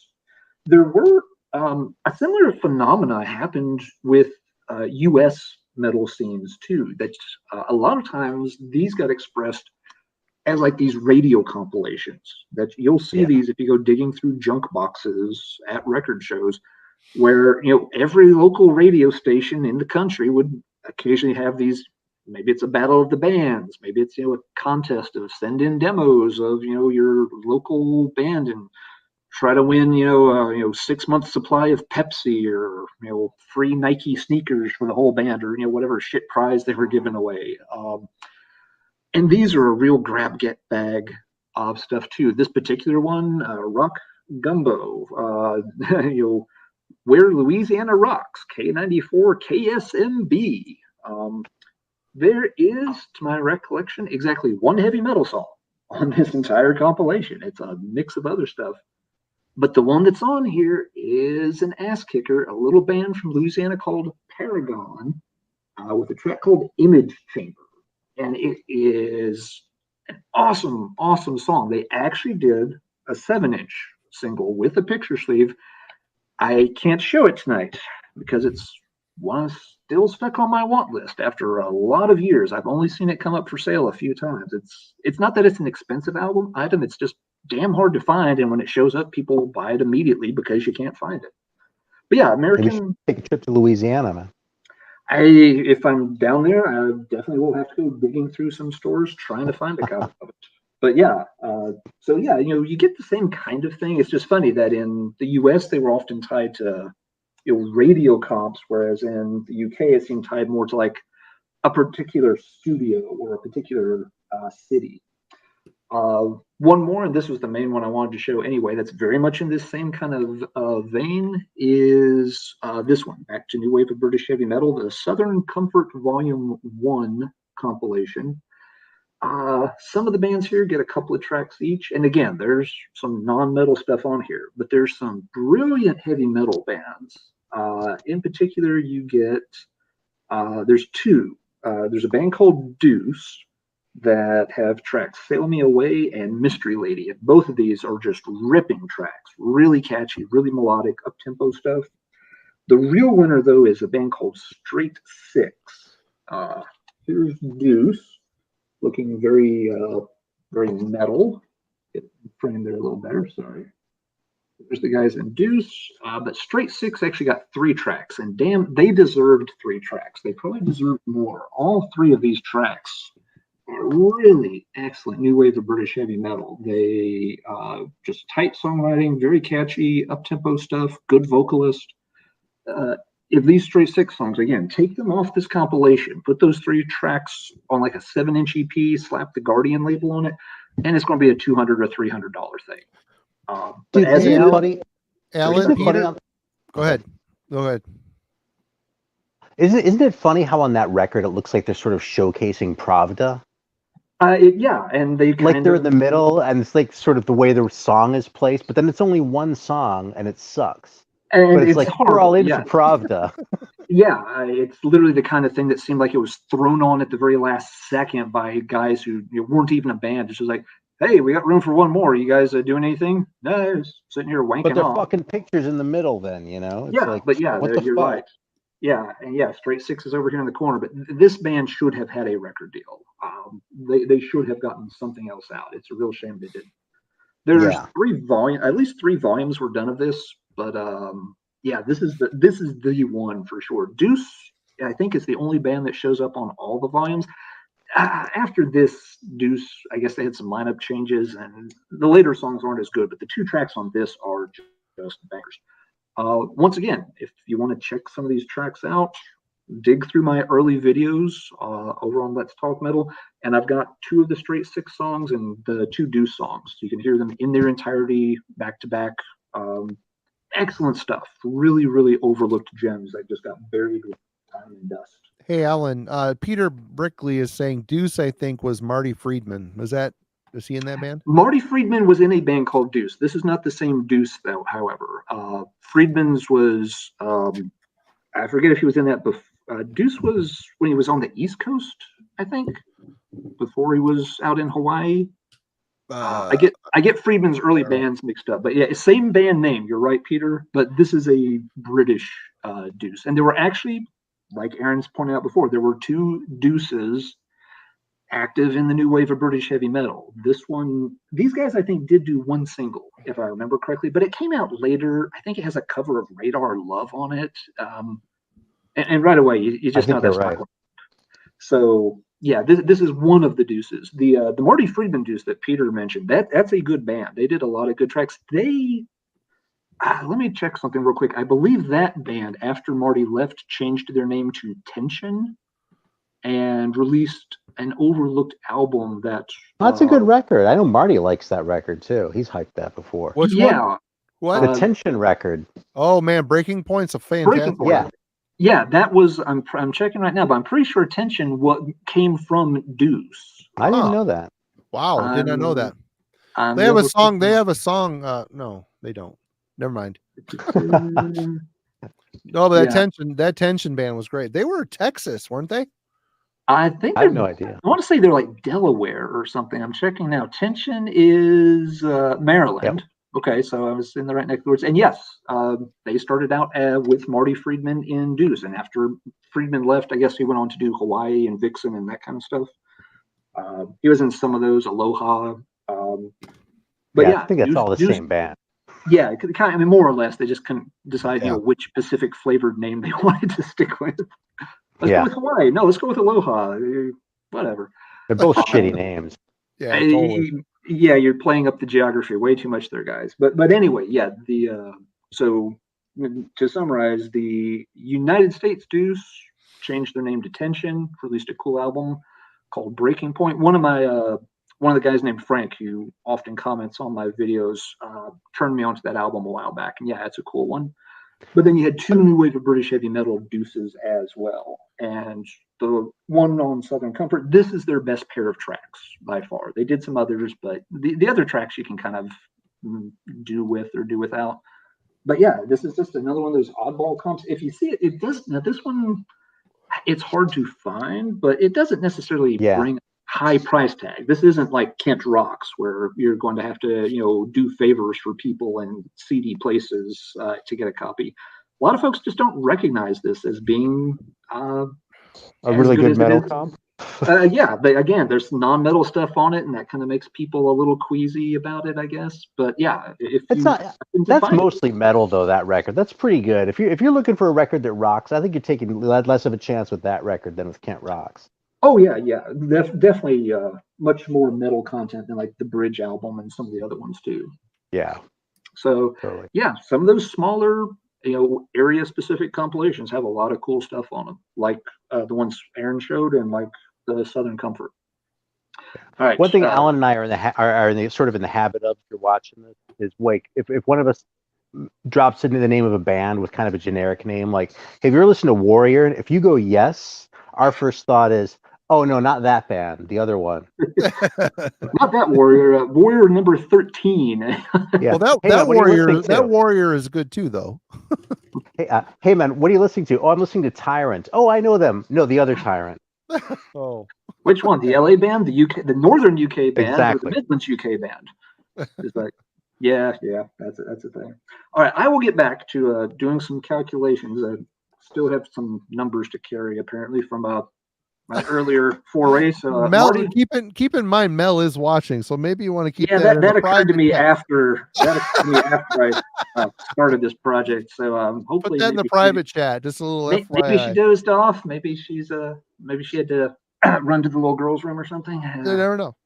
Don't know. This could be this could get dicey around the Professor Steele household tonight. Well, everybody, these guys are like showing the hot, awesome records, and I'm kind of like treading the easily accessible comps. But hey, these things were very influential in my growth, as a metal person. And this is another huge one for me. Corporate Death, Relapse comp. I really liked all the Death is Just the Beginning comps, and this was Relapse, who were Nuclear Blast America for a short spell. Their take on that. And it's a great comp. Everything from Kandiru, which they put out one album in a 7-inch, which was Pat from Redstream, the record label Redstream. That was his project, kind of industrial type of thing, to Suffocation, Phobia, Repulsion, Macabre, Disrupt. So you got everything, and Disembowelment's on here. So you got some Nuclear Blast.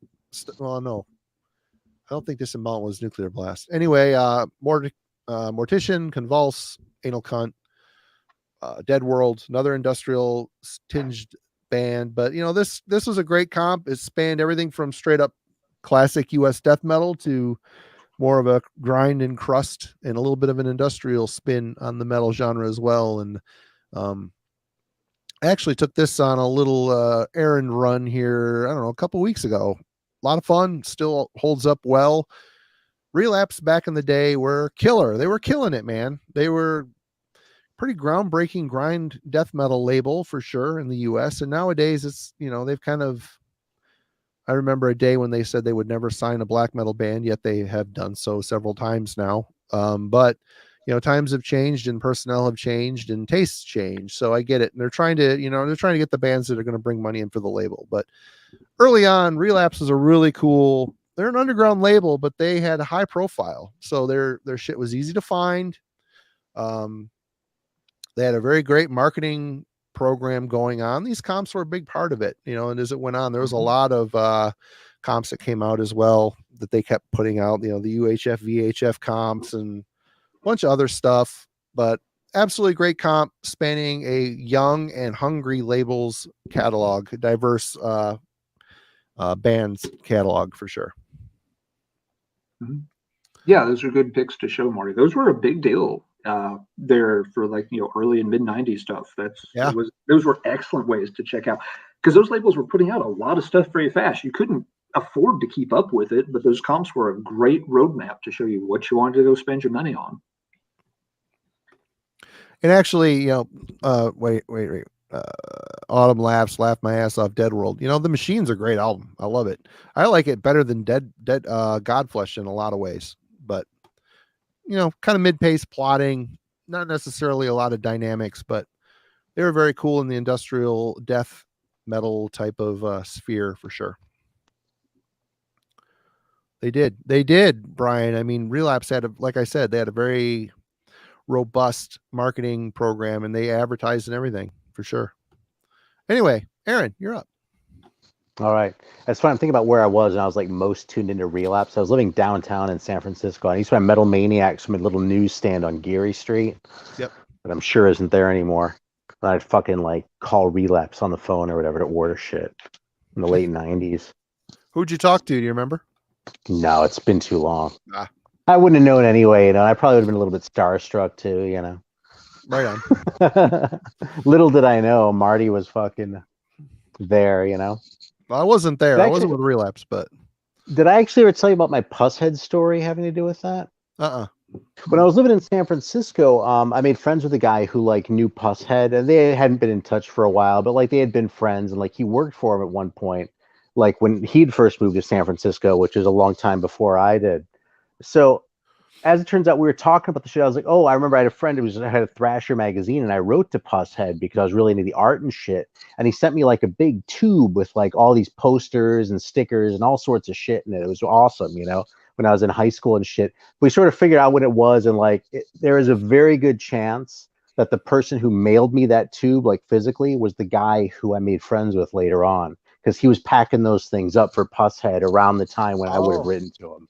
Right. Cool. Little small world story. Sure. Well, I mean, think about it. The metal world, even though it's grown a lot over the years, and with the internet, it's really made our community a lot smaller. The grand scheme of things, it's a niche type of genre of music, and we're all out there trying to hunt down stuff. So it's easy to get to know people all over the world. It's killer. Yeah. Anyway, sorry. Go ahead. No, that's fine. Anyway, so So that's most of the ones that I really love. I have one more, but it's also new wave British heavy metal stuff. So I'm gonna like break it up a little bit by showing this one, which is still on one of those labels because it's on Ebony, right? But they put out a series of comps, which were mostly English bands, but not exclusively. I mean, really heavily weighted towards the English bands, but especially on subsequent volumes, they got a little bit more sort of, Euro wide. And the first one was called Metal Plated, and it's a really good comp. But the one they're probably best known for now is the second one, Metallic Storm. And Alan knows what's coming because this is the first appearance by this band from Never Denmark. heard of them. Never heard of them. Yeah, exactly. With a super primitive version of Black Funeral. I just listened to it earlier today, and it's even rawer than I remembered it being. Yeah. And like King Diamond, like he pronounces the word coven like Coven. Like his English isn't quite all there yet. It's awesome. It is so good. So yeah, Metallic Storm. I'll show the label real quick too, just for grins. It's really basic, actually. All these Ebony labels kind of look the same, just like this. Oh, really? Yeah. Real simplistic for sure. Who else is on that comp?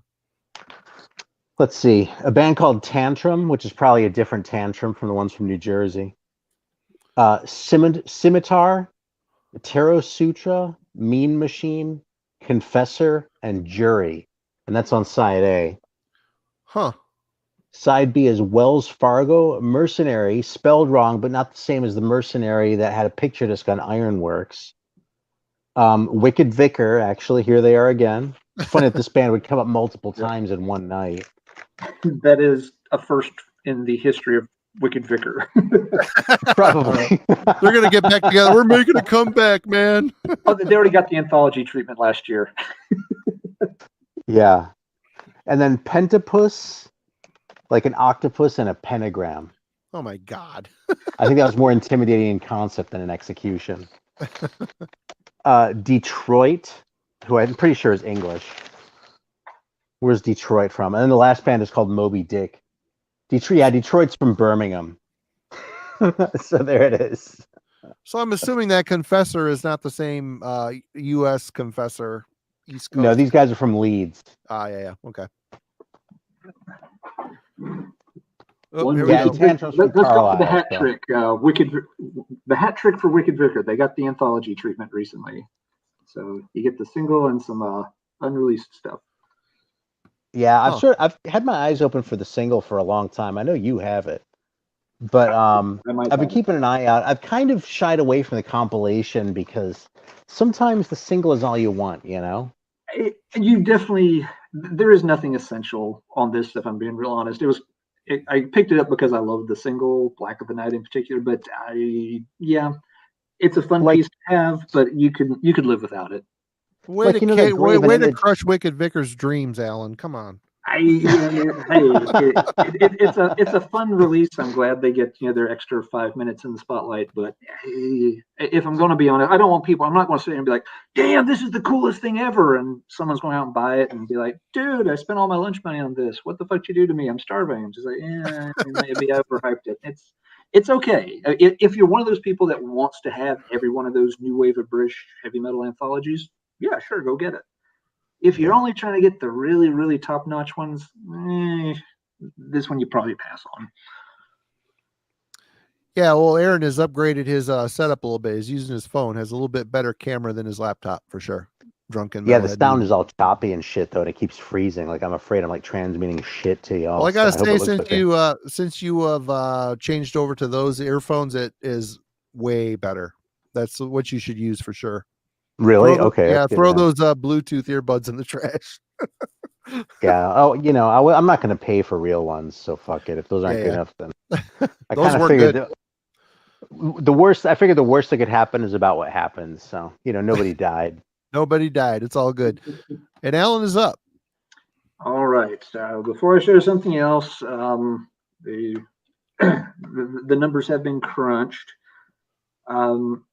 To be real clear, now I did not track down something by every band on here, but I did track down a bunch. And now some of these I traded for, but if you calculate in what the person was wanting in terms of trade, anybody want to hazard a guess how much this one damn compilation has cost me? $7,500. It's not that bad. Arron? Aaron, Kevin? care to throw out a number? 3 or 4. 3 or 4? About 1,500. Okay. I Good. picked up about $1,500. Wait, is that? Yeah. No. God damn it! I think I left that one out. No, sorry, 2,500. Okay, I wasn't that Got far to carry off, the so. one. But yeah, and again, I did not spend that much cash. One of the big items on here I traded stuff for.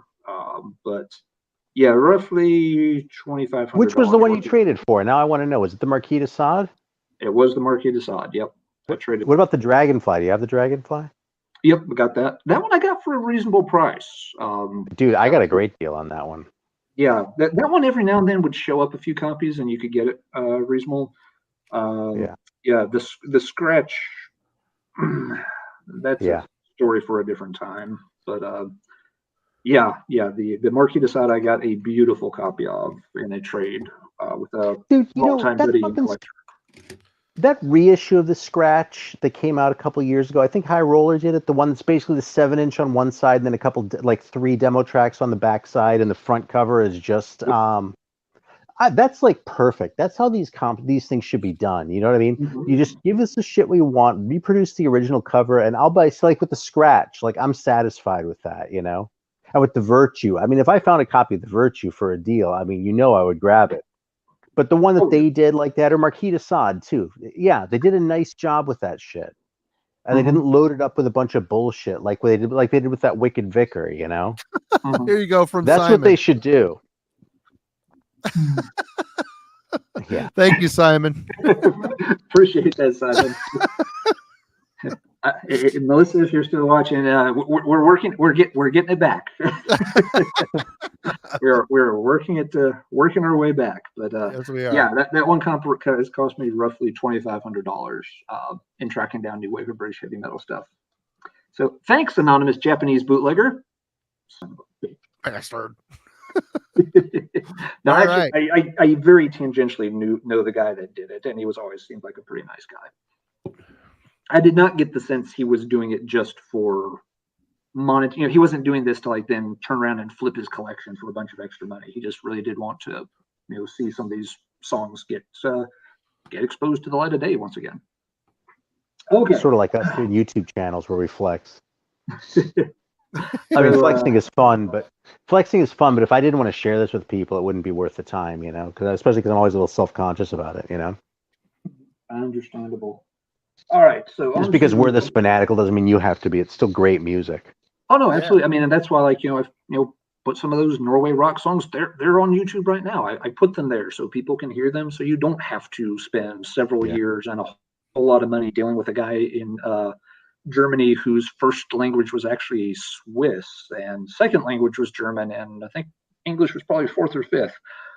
Trying to sort out how to buy the record. Go check them out on YouTube. It's cool. That's awesome. Speaking of Germany, let's look at this one. A little newer compilation, around 2007. This was a cool one on Arron Codex. It's the Teutonic Swedish Alliance comp. Ooh, Metal Inquisitor is a good band. I like them too. So yeah, some cool stuff on here. The idea for this was that you had some German bands on one side and you had some Swedish bands on the other side.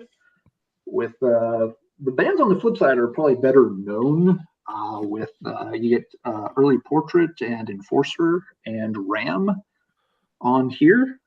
Excellent artwork. Love the design they did for the sleeve and everything too. It's a gatefold. Maybe didn't. The gatefold's backwards. That's fucked. What the hell? That's wrong. That's a screw up. It's got to be a screw up. Wait, no, it's not backwards. It's normal. Oh, okay. Yeah, I was holding it backwards when I first opened it up. Well, the back is very similar to the front. That's why I thought that it was. Okay, yeah. Yeah, okay. No, the back, is just featuring the Swedish bands and then the front. Gotcha. Yeah. I tracked this down, of course, because of the Atlantean Codex track. This is a real early version when Phil from Hour of 13 and upwards of End Time was doing vocals with the band for a short period. It's a really good version of Atlantean Codex. They redid it later after they got got a new vocalist, and it's on the first album. It comes with inserts and all this kind of stuff. So just I wanted to show off a few newer compilations too, not just things that were released in a few hundred copies back 40 years ago. And so We showed yeah, some this was common ones early on. I'm sorry, what, Aaron? We showed some common ones early on. Oh yeah. I found Metal from Mothers in the wild. You can too. Oh yeah, some of those are not that hard to find. No, that is fair.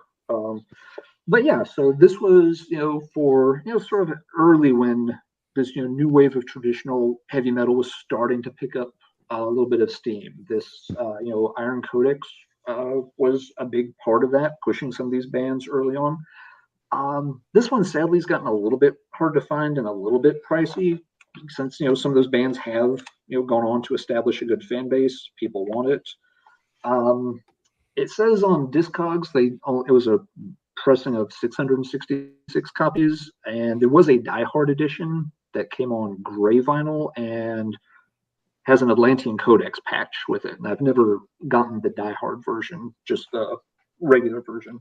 But yeah, cool compilation that again allow you to check out 6 bands at once with this kind of, at the time, burgeoning scene for bands trying to get attention and gain some traction.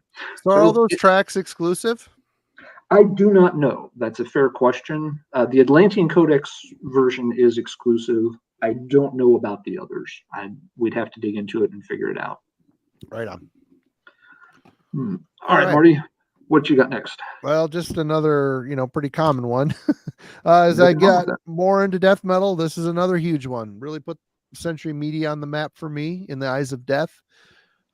Century Media is kind of all over the place stylistically these days, but back in the 90s, holy crap, they were putting out some amazing death metal. Unleashed, Asphyx, Tiamat, Morgoth, Grave, and Loud Blast. Goddamn. Very European-centric split, European and Scandinavia. Morgoth, Asphyx, Grave, those 3 bands, holy shit, I just had to have everything I heard from them. Absolutely crushing, amazing. This is a comp. Again, I had a tape. Found this in used bins, man. Gotta love them. I don't even look at new shit in a record store anymore. I go to the used bins and see what's in there because you can totally score some awesome shit for cheap these days. But although vinyl, I mean, we're all talking about, buying stuff in stores, but every store I go into anymore, they price their shit according to Discogs, apparently. I don't know. But anyway, Eyes of Death, this really puts Century Media on the map as a contender for the heavy killer death metal stuff. And it's certainly pointed my little sad boat in this direction for sure. Awesome death metal compilation. Good call. Let's see. And Carl brings up a good point here. We haven't mentioned these yet, but tribute albums. Oh, yeah. This was a huge thing, especially mid 90s forward after the success of the Kiss and the Black Sabbath tributes albums. These became a mainstay for every label. I was trying to put together some of these things. I thought about pulling a couple, but I own very few, and I don't even know if I have physical copies of any right now, but there are some very good ones for sure. Jürgen says the German version came without Morgoth. That's weird because they were a German band. You think they would have really been on there, but weird. Anyway, Aaron, you're up. All right. Well, speaking of Germans, this one isn't really all that great a record, but it's really fun to show. That's Metallic Bunny's Fast Collection. And this was on Earthshaker, and we've been showing y'all been showing these really awesome first-rate German comps. This is when to reach for when you're in the mood for something like second or third rate, or maybe fourth rate. Right. The sort of the lead band here is Carrie. And how heavy does that sound? I actually kind of love that band, but all these Earthshaker bands are the ones that weren't good enough for Noise or Steamhammer, basically, You got them, you've got Atlane, you've got Steeler, who I think that's the same band who was on Noise later, so maybe not. Were they? Because there are a couple Steelers floating around for sure. Yeah, then let's see, Holy Moses is on here, and Fat. Holy Moses were pretty fucking awesome, though. Holy Moses was pretty awesome, and Steeler was really good too, and fucking Atlane was fun. It's just like this is not at the same level as those noise comps, No. What a and fucking like stupid cover. yeah, it's so. I mean, even the name metallic. I mean, like it has the logos on the fucking eggs too, dude. Oh, what the nice. fuck were they thinking, man? It's like it's so shitty, but the execution is so brilliant. Oh, did you see that? Sorry. No, I didn't. What do you say? Oh yeah, well there you go. What's not to love? I mean, yeah, they're fucking great, man. How can you not love Atlane?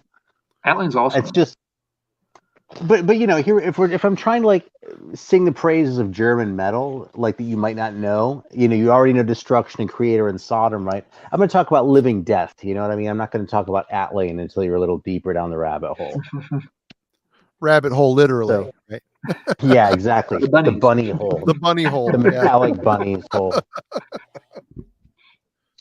Like the English barely makes sense, and that's when it's perfect. When that Madhouse record, the First Damage, when they were getting ready to record that, like they asked me to the band, they asked me to they had like their fucking lyrics written on like notebook paper, and like they asked me to sort of look it over, like to see if the English was good, and there was nothing I could do with it because even though there were so many lines in there, they were all lines like Metallic Bunny's Fast Collection, where like it doesn't quite sound right in English if you're a native speaker.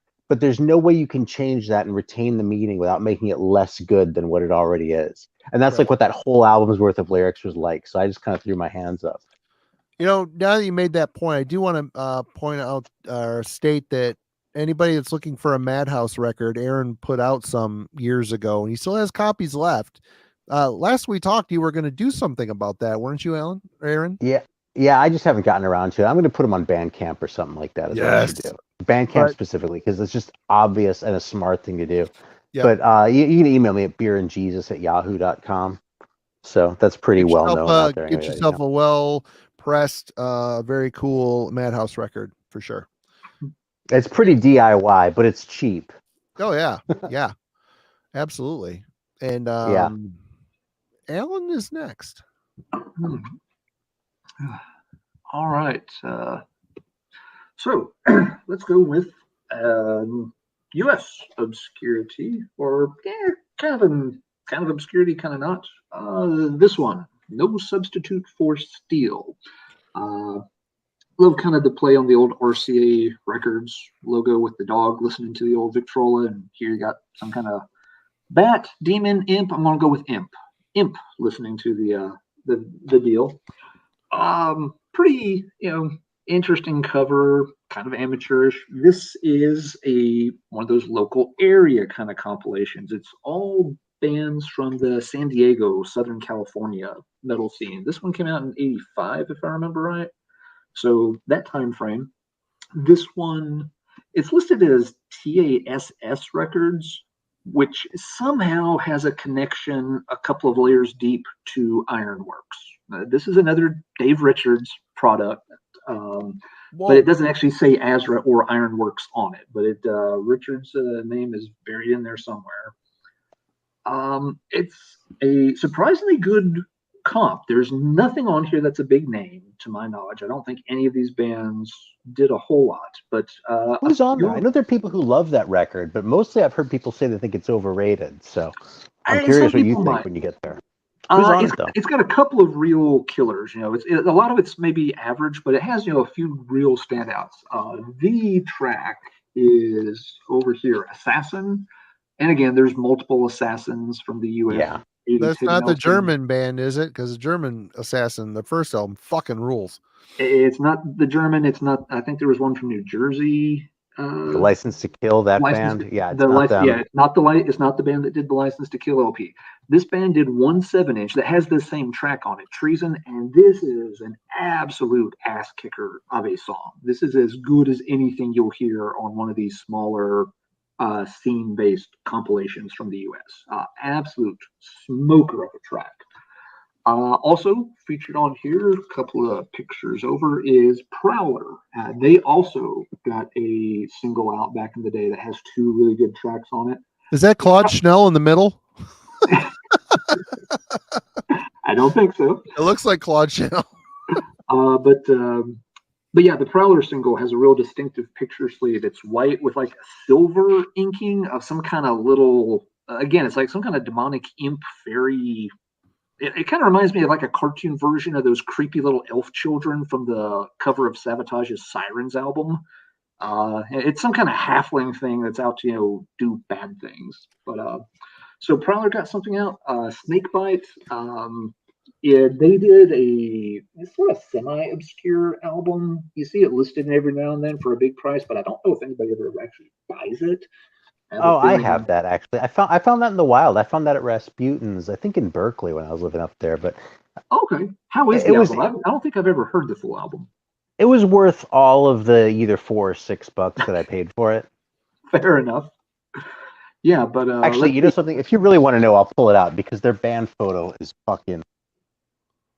Yeah, it's the most embarrassing fucking thing ever. Hang on. There's not much to see here. I don't know what kind of weirdo collage thing they were trying to do. But yeah, some of the others on here are decent too. Raven Mad and Bible Black are also pretty good. I remember Ragged Lace, also the Ragged Lace track. Not a great name for a heavy metal band necessarily, but what was the name? I missed it. Ragged Lace.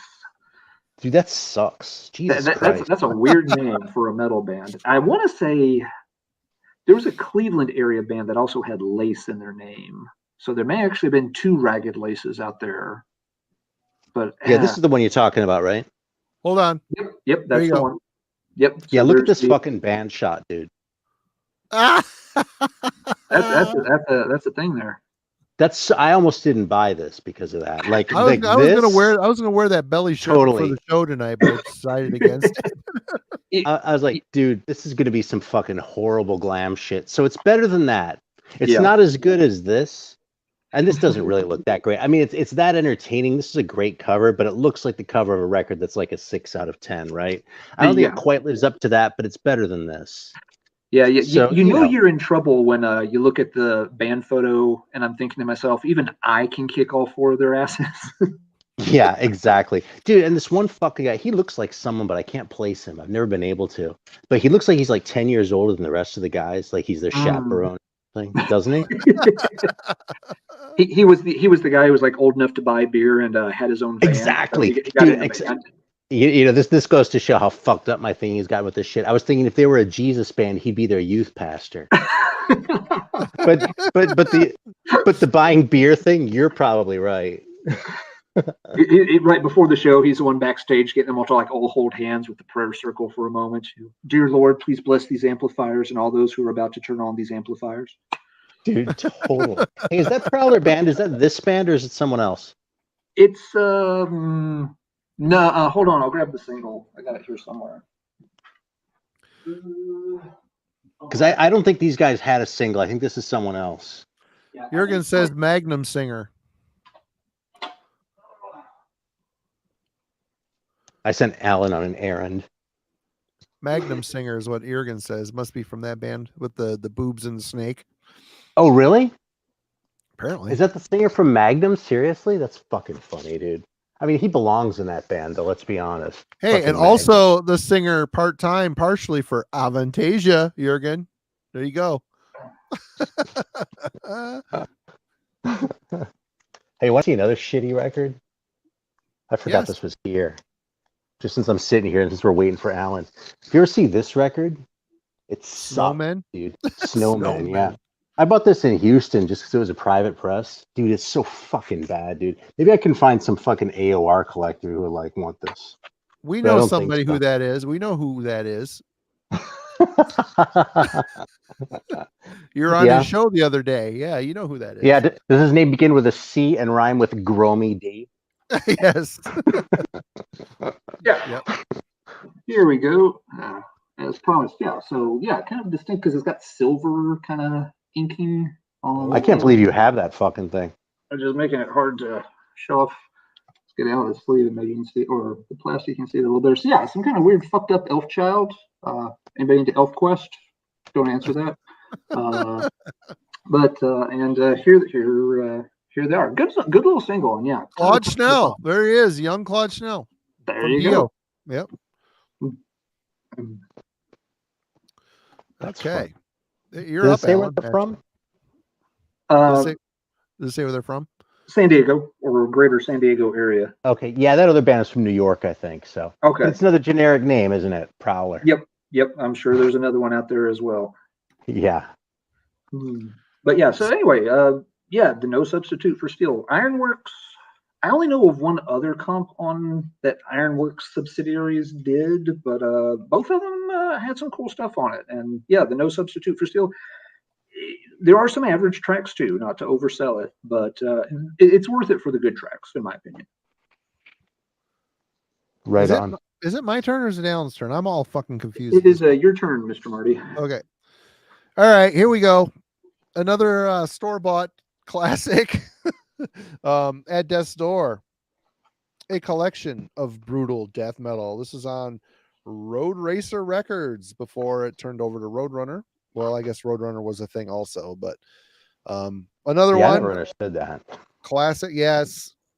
Yeah, I don't know either. I got to turn on the light here because I'm blind. Sepultura, Pestilence, Deicide, Morgoth. Again, Morgoth slumming around, did all these comps. Sadus, Ex-Hoarder, Atrocity, Cerebral Fix, Believer on a road. Yeah, they were on RC, weren't they? Malevolent Creation, right. Obituary, Death. And for all the Christian bands, Believer, Extraction from Mortality. What a killer thrash record. Holy shit. What a great album. Believer's fucking fantastic, dude, which figures because they have like the worst name of all the bands, don't they? They totally do, for sure. But they're fucking rules, dude. Sanity Obscure might be even better than the first one. I love that. You fucking think so? record. I think I like they got a little more techy, which is cool. I like those albums too, but man, I love Extraction from, other than that Steve Hawking's Walked Away song, the rest of the album is totally killer. But the second side of Dimensions is really, really cool. Yeah. I mean, all that shit's great. I haven't heard since they got back together. I haven't heard any of the stuff. But hey, speaking of Jesus metal, someone was talking about that California metal comp earlier, and I actually don't have that. I don't know if I have a physical copy. I have it, but it may only be digital. I'll go check. Oh, you don't have to pull it. Just if someone has a copy they want to let go of, I'm interested, but I don't want to pay an arm and a leg for it because I know most of it's shit. The best thing about it is that fucking picture of Pastor Bob Beeman, which is awesome and worth the price of the record, but still. Actually, that's not true. There's some good shit on that record. I'm fucking around now, but yeah. Yeah, I only have it digitally. I don't have a physical copy either. Okay, Mr. Arron, you are up. I'm up already? All right. Yeah. Thought I had more. Oh, yeah, I have more. All right, yeah, here's one I'll show next, because we talked about the Germans a few times, and nobody's talked about the French. That's probably because there's no one French watching, but I pulled this out, because I've hyped Devil's Records before. One of the very first videos I ever made was actually a feature on Devil's Records, and when I made it, I was still missing a couple of the records, and, well, and I don't know, it's been a few years, and no one watches old videos, so, right on. $10 in Boulder. That sounds like where you'd find that record. Yeah. So anyway, it's one that I thought about revisiting because of all the French labels, the Devil's bands it was just the strongest roster in my opinion. You know, you had these heavy bands like Stratson and Morsure, which is a great thrash band. But the other bands tend to be more like sort of rocking and punchy, like right in that sort of like strike zone for my favorite shit. But like Vulcan was kind of Motorheady, and Square was just kind of dorky, but they were great too. Killers was on the thrashy side too. ADX was like, or ADX, maybe I should say, was like the kind of band too. Mm-hmm. And then Sortilege, obviously, people fucking geek out over that. If you like that, you like Der Kaiser too. I always thought it was funny to have a French band with a German name, but there it is. Yeah. Aaron, were Steel Angel on Devils, or were they on a different label? They were. And in fact, I think they were the only band that sang in English. You know, Jinx spaced the title of their record, but they put out an EP on there. That was in English too. But I think everything else on that label was in French. So yeah, Steel Angel. And then subsequent to the Devils release, they did another one on Sydney, I think the label was called. The label that put out the Dum Dum Bullet record too. Oh, okay. So, anyway, Devil's Records, just fucking great, man. Like, cool. All these bands are fucking fantastic. And it's called Bonjour l'Enfer. So, you know, they're not fucking around. They're French. They're definitely fucking around. Killer cover. Very cool. Yeah. Yeah, Yeah, it's That's the cool. I've never label seen here, that. actually. Yeah, I've never seen that comp. That's really neat. Yeah, there's another comp on this label too that has Nice. like more that's like unreleased shit. This one, all this stuff is on albums, but it's just such a cool. I mean, you just said it, the cover, right? And it's just such an awesome package. Yeah, here's a thing with liner notes in French, of course, and then like a little picture of all the records. So this is like the noise inner sleeve for France, and yeah, there are fewer great brands, I suppose, but What the fuck? the French bands that were good were really fucking good, man. Yep. Yeah, that's one of those record labels too. That when I see something unknown, I'm just like, well, it's on Devil's Records. I can give that a chance. But Yeah, you don't see the stuff very often. yeah. Some you see more than others, like the Volcano. I actually found that one when I was living in Austin, so I just Cool. got that one in the wild too. But I had to search to find like the Voodoo Child record, you know, like the Epsilon record. I just got kind of recently too. So yeah, this is the other comp with the French flag on there. I don't know how that's showing up. I probably should have pulled it, but yeah, just awesome shit. And like, you know, in the spirit of sort of where this whole discussion started is like, you know, a compilation album as being sort of an entry point. I don't think you can do much better than this fucking record right here if you want to start checking out French metal. And I think this is probably like a $30 record, you know, and then you have to ship it from France. So it's not cheap, Yeah. but it's not like there's a $200 comp either, you know, and, you know, Yeah. you're never going to find it. So Damn shipping costs. I was looking at something earlier today. It was just like $40 or $50. Like, I'd give $50 for that. And it's having to ship from Greece. And all of a sudden, That's another it's like $20. $84, $90 record. I'm just like, I don't want to give that much for it. Fuck. Yeah, It exactly. makes it tough. Yeah. It makes it tough. Yeah, it sucks. It's something. I mean, it hasn't always been that way either for folks that are a little bit younger. I used to order tons of stuff from the UK, and you would get it in less than 10 days, and the shipping was like paying media mail rates in the US. It was nothing to ship from the UK as recently as like 10 years ago. Yeah. And now, and it went both ways too. The US was a little bit on the high side, and it was, you know, like $15 to send a record overseas, but now it's like 25. Yep. You know. Yep. The whole thing with UK too, since they've splintered away from the European Union, there's like something that came up on my shopping cart thing about sales to UK had to be documented, this and that, and I don't know, man. I didn't understand it. I'll just let it go, and they might be throwing me in jail for it. Who knows? Dude, honestly, man, right now, from the other direction, now obviously I'm not shipping this shit out, but I've kind of been ordering a lot from the UK lately. Because you can still get, if you're getting 45s, you can still ship a 45 for like $5. Yeah, cheap. Yeah, the weight. And the pound is so weak relative to the dollar right now. Like there are records that I bought, like my copy of the first Crucifixion, I got at one point because the pound was really weak. And I was like, well, shit, now it's probably the best deal I'm ever going to find from it. Because I was buying it from Vinyl Tap or someone like that, right? Oh, but right now, like if you want like one of these like $20 or $30 45s that sort of kick around, sort of some of the mid-tier stuff that Alan and I are showing, right now is kind of a good time to get it, I'm finding. Yeah, that's a good point about the exchange rates. That yes, there are definitely times where my record collection grew faster because all of a sudden, the pound was the exchange rate worked out a lot more favorably all of a sudden, and then it would bounce back the other way, and I wouldn't buy shit for a while. Yeah. All right, Mr. Allen, you are up. All right, I have one and only one cassette to show tonight because not my medium. I've only got a handful of cassettes left these days. I've showed this one before, but can't talk about. Oh yeah. Yep. Very generic. Literally bought at a gas station for $5 while taking a piss, coming back from like a gun show or something. Were you literally taking a piss when you bought it? I was. Well, I think I took the piss and then I bought it. So we kind of made sure we sequenced it correctly. I'm like imagining you like holding in one hand and like walking up to the counter with that tape in your other hand. Because I got the empty Coke bottle on the end of it there. As I couldn't make it to the bathroom door key here. Oh, I wasn't quite giving you that much credit, to tell you the truth. There was no Coke bottle. I'm trying to save what face I can here. But yeah, it was a gas station buy just called thrash metal. This I got in high school, and it was. Let's go through this compilation. Now I've noticed got reissued with different names and different covers with maybe some very slightly different track lists. I think Pat over at the Ground Zero Salem channel, I think he has the same compilation but with a different name, but it's got almost the exact same track list. Huh. But yeah, I got this in high school. First chance to hear a lot of these bands. You've got, and this is another one. I think I bought an album by every band on here. We'll see as I go through it. First time I got to hear Megadeth with Hook in Mouth. First time I ever heard Anthrax, Caught in a Mosh. First or second time I ever heard Slayer, Evil Has No Boundaries. First time I ever got to hear Death Angel, Mistress of Pain. First time I ever heard a Nuclear Assault song, Brainwashed, still my favorite Nuclear Assault song.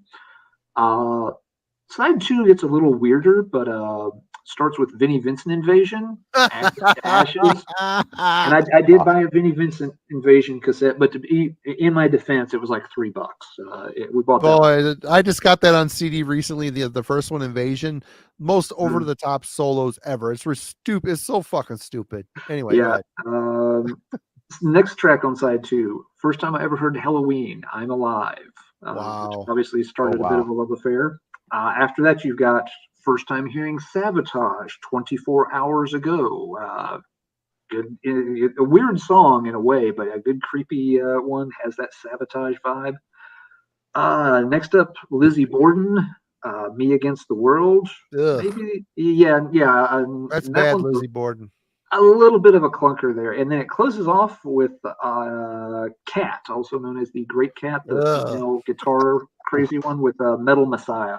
So side 2, had a little more variation to it, but side A is just who's who of big name thrash bands. And that's pretty nuts, man. I'd expect the whole thing to be Cat and fucking Vinnie Vincent, Vinnie Vincent, Winnie Winston, right? And like 1 or 2 really great songs. Exactly. I mean, there's a million different versions of this type of tape that haunted every drugstore counter and gas station across the country. And almost all of them, it's all, Rat, if you're lucky. Vinnie Vincent Invasion is the perfect kind of thing that shows up on them. And maybe you get the one random, Megadeth song. So imagine hearing all those bands for the first time on one cassette you just paid $5 for at a gas station while getting some fucking Twinkies and ho-hos. Blew my fucking mind. And yes, I did buy an album by every single band on this compilation. I even had one of the Great Cat CDs once upon a time. Like Arron was just saying, bringing it back to using compilations as a way to introduce yourself to stuff. This little innocuous $5 cassette tape was absolute gold mine for letting me hear a lot of the bigger names. I had heard these bands' names, but again, there's like maybe 5 or 6 of us in the whole high school that listened to any of this kind of stuff, and your chances to check them out were pretty limited. This is the perfect example of what compilations could do, how they could open doors for you back then. Oh, that's awesome. So I can't even play the tape. I don't have a functional cassette deck anywhere in this house to my knowledge, but I will always keep that tape. It will never go anywhere. The sentimental value, like you were saying before, Marty, just play it constantly over and over and over. I didn't even need to hold the tape to read the track list. I could have done it from memory. There you go. Yep. And I'm glad we got through another stream where we mentioned Halloween. That to me is a victory. Eric Bauer, that one's for you, my friend. We mentioned Halloween with the death metal comp too. They've come up kind of a lot, man. Yeah, fuck yeah. We've got our Halloween chops in for the night, absolutely. Pretty soon they're going to be as big as Wicked Vicar. we have mentioned Wicked Vicar more than Halloween so far. So yes, we have. We'll see if Halloween can catch up or not. Got it. Hard to keep pace with Wicked Vicar, man. In more ways than one. That's where I got to give credit to the Great Cat too, because even though there was never a time in my life where I would have been interested in a record called Beethoven on Speed, No. But if she set out to fucking outdo Yngwie Malmsteen and Ron Keel and tools like that, if she was set out to beat them at their own game, she fucking succeeded in pretty much every way, Yeah. Yep. That just happens to include in terms of being off-putting to me. But I can still salute her because she wins, The thing always bugged me about her is every single picture you see, her mouth is wide open, like she's wanting to catch like a June bug in there or something. It drives me crazy. Every Oh, single I hate the picture. fucking style, dude. That whole shredder shtick, I fucking loathe that shit, man. That's why I shit on Shrapnel Records. I mean, that was kind of the first made a Well, they were a reputation shredder for label. something. Yeah. Mhm. Yeah, fucking yeah. I used to shit on them, and people would get mad. It was kind of fun. That was the early Yeah. days of this shit. But That I now still that think Shrapnel mostly sucks, though, that's because what we haven't shown tonight is we haven't shown any of the U.S. metal that's because compilations. they're for shit. Shrapnel. That's why they suck. I don't own any of them. There's some good tracks here and there, but yeah, I mean they were very focused on the guitar heroes. Varney really wanted to just find the next big Ingwe and kind of Dude, put they were them really in the spotlight. focused. He was really focused on finding the next Ingve, and when he wasn't, he was fucking wasting his time with the Rods and the fucking Wild Dogs. Oh, now be They're nice just about like the Rods. ubiquitous, and it's like, I mean, I can hang with either of those bands to a certain degree, but it's like comp after comp is just loaded up, and like 2/3 of it is the shit you just outlined. Like that last third just isn't worth it, Like I occasionally wish I'd kept my copy of number 3 because of the Manila Road song, but like honestly, I've never even come close to actually searching out a copy again, just because I don't fucking care because the record sucks. Just like Shrapnel sucks, and that fucking Varney guy had his head up his ass. Varney did not have a good reputation, and that is for Jesus. sure. Yeah. There's a few good tracks here and there on those, but yeah, they are kind of slim pickings. I have them all, but I gave like $5 a piece for them at various record shows here and there. I never tracked them down. Yeah, because you don't need to track down your like fucking Richie Kotzen solo on your comp. It's like, what the fuck? Who gives a shit, dude? Fuck you. God, I hate that shit so much. It's just so like, it's so antithetical to what I value in music. It's like the collaboration and sort of the songwriting process and all that shit.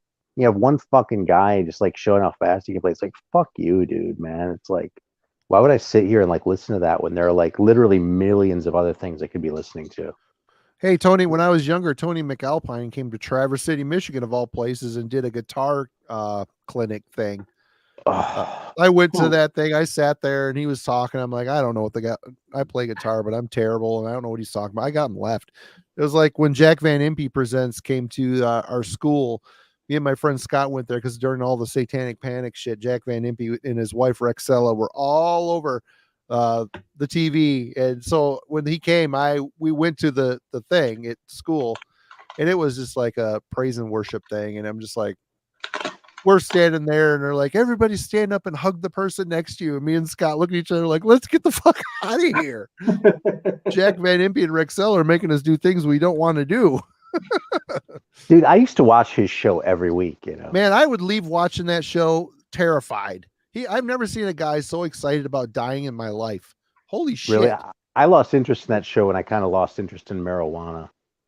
But I fucking watch that show every week. I like on cable. Totally. Like I look forward to it, like Jack and Rexella. Yeah. And like I'd watch it with my wife too. He started calling himself, making references to himself being of Belgian descent so many times that my wife started calling him the Belgian. Are we gonna watch the Belgian tonight? Oh hell yeah! Yeah, we are. Fuck yeah, we're gonna watch the Belgian. They had the guy Chuck was the guy selling. Oh, well, Jack Van Impe Presents the new video now on VHS. It's like, oh, dude, Chuck. Totally. Put the address. Shit, I can't remember the zip code in Canada. He always pronounced really weird at the end of that ad. And I used to remember what it was, but I can't remember it. But for the longest time, I remembered this random Canadian zip code because of that fucking guy. The one you just did a very good impression of. But anyway, all this by way of saying, like, if I were hanging out in Traverse City and you were like, hey man, Tony McAlpine is coming to town. You want to go check out his guitar clinic? I'd be like, nah, man, I'm gonna stay home. I have like, I don't know, I need to like masturbate or something. I should like, because I had no business being there. Trust me. but if you said, hey man, we're gonna go to this fucking Jack Van Impe event, you want to go? I'd be like, yeah, I think I do want to go. We went. I saw him in the flesh. Someone said Rexella was hot. Now I seen a recent issue 1 show. She looks like a fucking wax mannequin, man. She's had so much work done. She looks like a wax mannequin. It's terrible. Dude, when I was watching the show a lot, it was around 2000-ish, and she looked like a fucking wax mannequin then. Yeah, true. That's been 20 years. So yeah fucking, I can only. Well, how long ago did you see her? It was probably around then, wasn't it? Well, it was in the 80s. Yeah. Yeah. I don't know, man. Maybe she was hot like by 1960 standards or something, back when she was just turning 40. Oh, here we go. When I worked at the local TV station, I had to play a Jack Van Impe show on the overnight shift. Crazy shit. It was, dude. Like I said, I would watch part of the show and be totally creeped out how excited he was about dying, like the rapture. He thought the rapture was coming. Totally right. And it's like, dude, how fucking morbid is this shit? It's crazy. Anyway, yeah, we got off track there. Well, it's an interesting track. You know, I mean, Metal Theologian, I could talk about this shit all day. That shit was really foreign to me too, because I didn't grow up with rapture theory. Like the first time I even heard of rapture theory, I was probably like 20. Right. You know, because growing up in Cleveland is all these, like, you know, it was about 50-50 between Catholics and like mainline Protestants, like Lutherans, you know. This whole evangelical thing was like another universe to me, you know. Right. Yep. Like I was in my 20s before I realized that anyone actually believed in creationism. It was just a joke to me before that. You know, like at one point in school when I was in like 6th grade, I went around telling people I didn't believe in evolution. And I also told them I didn't believe in atoms. You know, it was the same sort of spirit. It was like equally absurd to me, you know, and then like to later on learn that, oh, no, people actually believe that. It's like, God damn. Wow. Anyway, I'm going to go through my last two death metal cults. I saw I saw Autumn say she grew up in a cult. Before I get into the black metal stuff, but I wish I could see the chat. Oh, you can't. You're right. I'm sorry.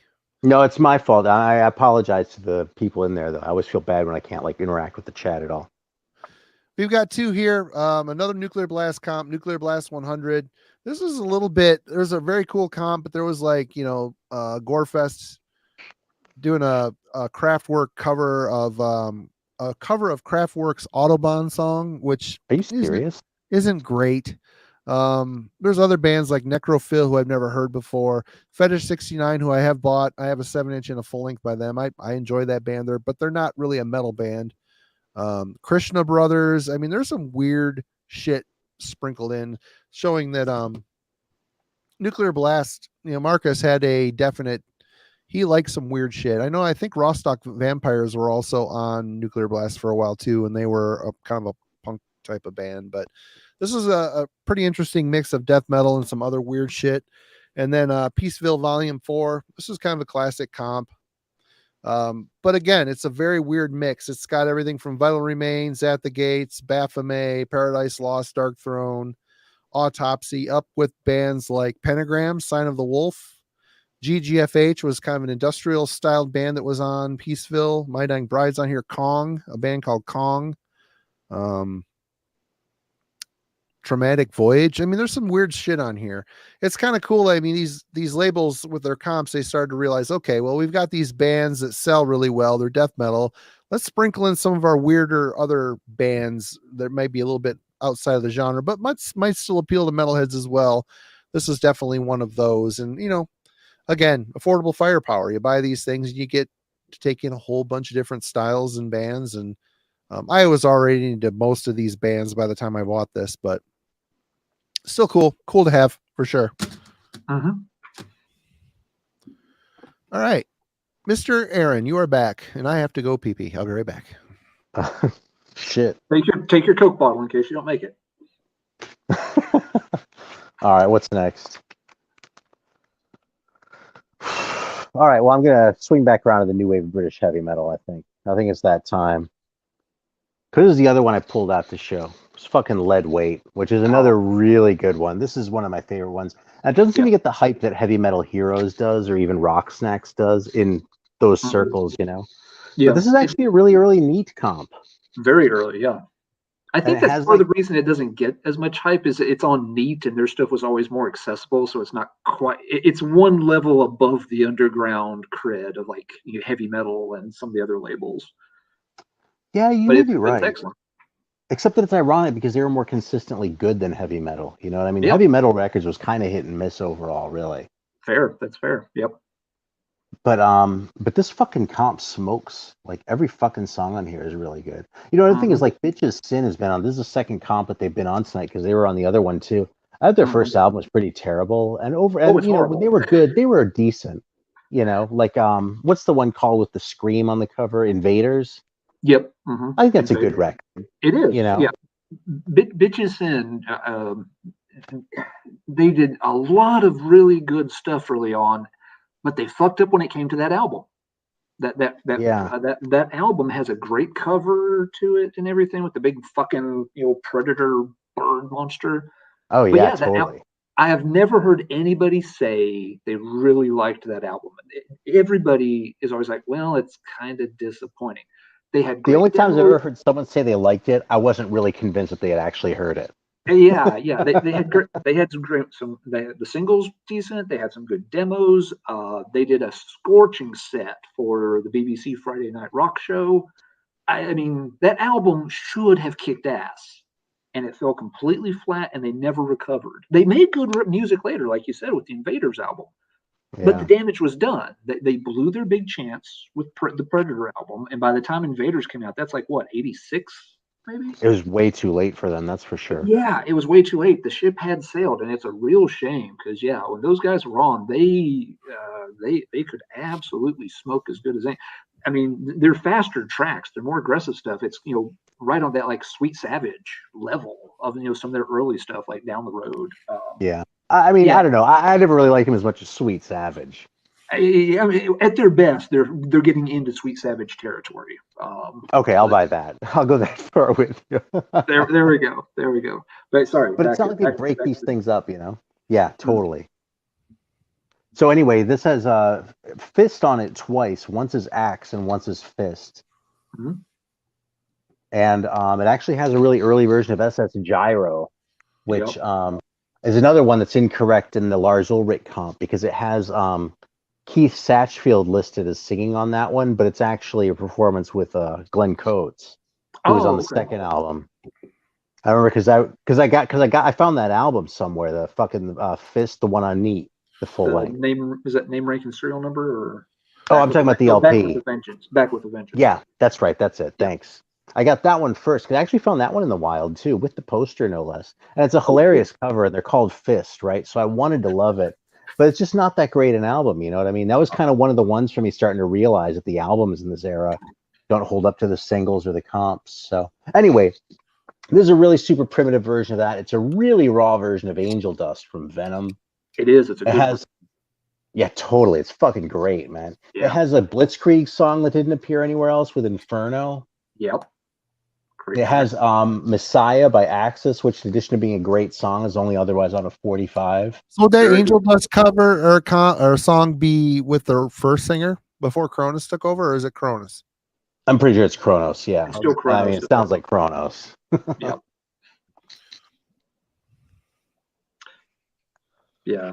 But overall, it's that same sort of like aesthetic like on that demo. You know what I mean? It's that slowed down. They hadn't sped it up even to half the speed it ended up at by the time they were playing it on Welcome to Hell, Yeah. Mm-hmm. Well, maybe that's a little exaggeration. And then actually the masterstroke with this one is putting on Cheetah, which is so overrepresented on these fucking comps from the era. Yeah. It's a great song by White Spirit. It's probably their best song, but it's on every fucking comp. White Spirit, was that Yannick Gear's band, or am I? Yes, it was. Yeah. Yep. Yeah. Yeah, you're right, Aaron. Cheetah is their best song, and it's on every comp, and it's not necessarily representative of most of their songs. Most of their songs are a little more 70s. They don't have just one foot in the 70s. They've got 9 toes in the 70s. Right. It's still in fact, it took me a long time to really like anything but Cheetah. Like when I first got that 45, that was one of the first neat 45s that I tracked down, and I was like, God damn, man, this other song. I really wanted to like it because I was so excited to have the record, but actually it's right here. Yeah, the album was one of the first LPs I tracked down and had the same kind of reactions. I was like, oh, well, I'm going to have to be more careful with what I buy. Yeah, that pink picture sleeve. Yeah, I didn't get the album until kind of recently because I just hadn't liked the other songs I heard. I had a different song on a different comp and a couple on the ones that you showed earlier. And I just thought they never really held up, so I didn't really pursue that until more recently. And I can hang with that record now, But again, it's not terrible. It's just, it was not what I wanted at that point in time. Yeah, but if you're coming to me and you're like, oh, I have the Iron Maiden, that shit, and I want to go take the next step. Well, I have the Angel Witch. Like, what's next? What should I start searching out? I'm not going to say, oh yeah, go get the White Spirit album. No. I'll say get the 45. Yeah. Some folks like that album. I think King Fowley's always pretty big on White Spirit. Yeah. I don't know, or the Fist 45 too, man. Since that came up briefly. Yep. I'll show that one real quick. I got to ask, your Fist LP that you found in the wild, black vinyl or yellow? Oh, it's black. Black. That's still cool. Yeah, I had a friend over in Sweden. It's probably been 10 years ago. He found a yellow vinyl copy in the wild. Wow. And just really for nothing, essentially, or next to nothing. What's we got here on the comments? No one has Force of the Blade comp. Bands are Lizzie Borden, Metal Church, Liege Lord, Torch, Slayer, Destruction, Halloween, Tyrant, Restless, Gravestone, and Hallows Eve. That's a great lineup. I don't know that comp. Mm-mm. Force of the Blade. Huh. I do want to say here, Ryan, Metal Mustache Theologian. If you go and subscribe to the Metal Theologian, the link is in the description. You can go back in time. I don't know if it was a year or two ago that Arron was exploring his mustache options, and there at one point was a Hulk Hogan Fu Manchu that was peroxided blonde on this man's face. That was probably one of the best things I've ever seen on YouTube metal vinyl community type stuff. Just saying, go back in time and look for the sweet Hulk Hogan mustache or Fu Manchu. It was fucking classic. Yeah, that was pretty good. I look back on that and I go, yeah, that was a good idea. You should live with that more often. I think your wife would appreciate it. I'm looking at this Force of the Blade comp. It was a bonsai comp, and that's got a good track list on it. Halloween Murderer, Destruction, Invincible Force, Hallows Eve, Plunge into Megadeth. Liege Lords on it with Amnesty. Yeah, that's a cool looking one. I've never seen that one. I've got one other new wave one here that Alan didn't already show. I'll just show this real quick and then we'll get off it. But Parkside Steelworks is another sort of regional one. Yep. Nice. And it's a little bit late, and it has a reputation for not being that heavy. But something, man, this is a really good comp. I just really enjoy it, And I wasn't, maybe it's because I wasn't expecting to like it that much. I knew what it was, and I had an opportunity to get it for like a lot less than what you see it going for sometimes. So I was like, oh, fuck it, I'll bite, If I hate it, I'll figure out what to do with it later. And I just enjoy it, man. I mean, some of these songs are kind of wimpy, but overall, like if I'm in the mood for Venom, this record is not going to scratch the itch. No. But if I'm in the mood for like, bitches sin caliber shit, this record is really solid, man. And other than a Mendes Prey track, none of these bands are anything on here. No. East to West, Circa, Gypsy, Virgin, Lizard with a Y. I don't. Yeah. Yep. I mean, they're all nobodies. And they kind of look like nobodies, Kind of do, yeah. I tracked that down for the extra Mendes Praise tracks, which are pretty good. They're not as good as the first single, but they're solid. They're respectable. Yeah, that's the thing. Red Alert and Cry for the World, they're both solid, man. Oh yeah, they're good tracks. Yeah. Yeah. Actually, something about this fucking record? When I first got into the new wave of British heavy metal stuff, I definitely went for like the heavier shit, like the Venom and the Blitzkrieg and the Aragorn and that kind of shit. And Mendes Prey was kind of too wimpy. Like after several years, I came to really like Mendes Prey, and about that same time, I think was also when I realized that I liked this record. So I guess I probably got this at just the right time because I was ready for Mendes Prey, whereas it wasn't when I first heard them. So yeah, that's fair. No, they're definitely not a Blitzkrieg or Satan. Yeah, because originally I was like, "There's a fucking like halfway AOR shit. What the fuck are they doing calling themselves Mendes Prey? Who the fuck do they think they are, man? God damn it! They're supposed to be heavier if they're called Mendes Prey." That's this fucking wimpy radio shit. Yeah, great. It's a great name, great picture sleeve on the single, but yeah, it's not the heaviest thing, but I love that single. Oh yeah, it's great. It really is. So this is about my evolution more than like whether they're good. Fucking East to West looks such like a fucking new wave band, except they're a little bit chubby. Hey, so was Flock of Seagulls. The main guy was a little bit chubby. That's all right. It's all good. Yeah, I guess so. Like Gypsy's a little bit heavier in intent, but you when they sing about drinking beer, you believe them. Put that up again. And you gotta Right love there. the daddy. Oh, is that a daddy vest? No, he's wearing a suit coat or whatever. Okay, right on. Looked like a daddy vest for a second. Yeah. No, it's a cool record though, man. Now, if you have a choice between these two, given especially that lead weight is probably going to be cheaper, definitely Oh, yeah. get lead weight. Yeah, You know, but this is a fun record. Mhm. Yeah, it like you said, unfortunately, it is kind of pricey a lot of the time, but definitely worth picking up if you find a good buy on it.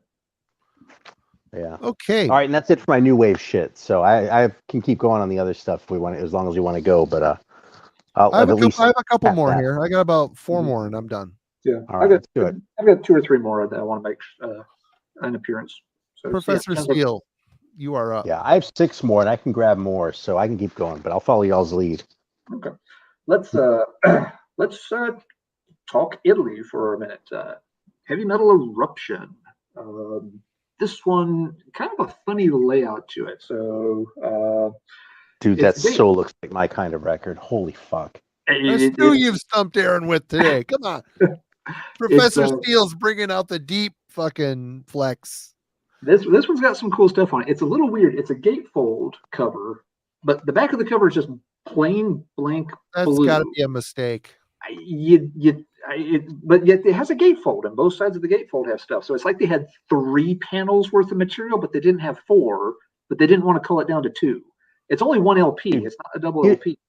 Here's the thing about that one side just being blue is whether that was a mistake or not. Either way, I think is equally awesome. Yeah, because I mean, you want people to pick it up and see what's on the album, and when it's not, it's had to be a fucking manufacturer mistake. It was probably manufactured, but if they planned it that way, it's just as entertaining. Yeah, maybe so. It's on the Metal Eye label, which had a few releases by Italian bands in the early '80s.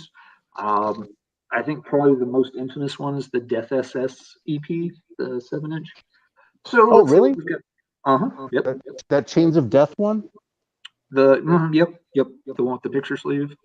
That's got the fucked up sound on one side where it was mastered wrong or something. Yeah. I think that might be in the other box. Oh no. Hold on. I think isn't that Metal Eye? Am I completely wrong? That'd be a cool T-shirt. That'd be an easy bootleg right there. I bet it's not licensed or copyrighted, so it probably is not that's a bootleg. The bootleg is, you know. Yeah, Electric Eye though. You're right on the label. Electric Eye. Okay, yeah. That is a rare record. Arron is showing off. If folks in the chat aren't familiar with it, that is a very pain in the ass thing to find. Oh, so you're fucking flex. Okay. It's a shots fired.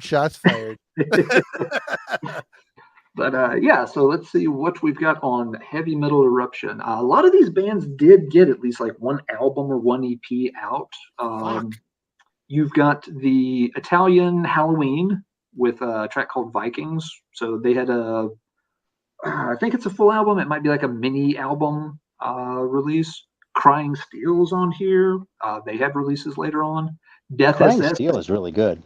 Yes, they are. Crying Steel is solid. I'll show pictures in a second. Let's just go through that first EP is fantastic. Death SS is on here with Black and Violet, one of their best tracks from the original days with Paul. Paul Chain might technically have been out of the band by the time this was released. It's close. I don't remember the exact timeline. You got Strana Officina's on here, a band called Rollerball that did a 3-track EP, and I think they did 1 other vinyl release too. The EP's kind of cool. I've heard they did an album that's terrible after that one. It's okay, like I don't think I've heard the album, but yeah, the Outlast the Game 12-inch. Outlast the Game is awesome, dude. I fucking love that record. And Strana Officina is great too. Let's see. We've also got side 2. You've got Steel Crown, Electra Drive, Revenge, which I don't know anything about them. One of the big standouts on here is a band called Shining Blade. I don't think they released anything, but they had a couple of demos which are both very good. A lot of strong songs. They had an album's worth of material, it seemed, and just didn't get a break. And then it closes with a band called Ransackers, who I don't remember anything about. So now let's go to the picture archives and see what we've got. Hell yeah. So first, with Crying Steel, gee, I wonder what band these guys were trying to emulate. Village People. Oh, wait. Definitely channeling his inner Rob Halford there just a little bit. Shopping at the Judas Priest booth. Let's see. We've got Strana Fishna down here in the bottom picture. So these guys look kind of heavy. Take that for what you will. With the guy with the biggest mustache in the center, the focal point. Dude, that guy can be in my band. Let's see. You got He drives a Trans Am for sure. Let's see. You've got Rollerball over here, which, as Aaron said, very cool EP. My copy has got a real beat up cover, but I got it really, really cheap. You've got Death SS live on stage with all the hoods and robes and crosses with their theatrics, which of course was a big deal for them. Who else we got here? Halloween. Yeah. Now this Halloween, again, this is an Italian Halloween. This is not the Detroit Halloween. Represent. These guys, yeah. As I recall, they definitely have a little bit of a lighter, kind of glossier sound to them, but not bad. Just a little cleaner. Who else have we got? Shining Blade. These guys weren't old enough to go in and buy beer. I don't know what the age is in Italy, but they were still waiting in the parking lot for someone to come along that they could slip a few, I guess, lira. Is that right for Italian currency? Lira, yeah. Lira. There we go. Yeah. Hoping to get some cash there.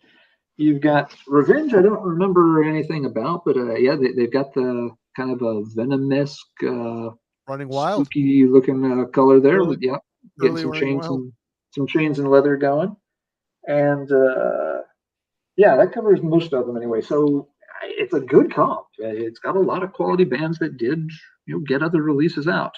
It's just this weird little limited release thing from Italy. I want to say this was 84.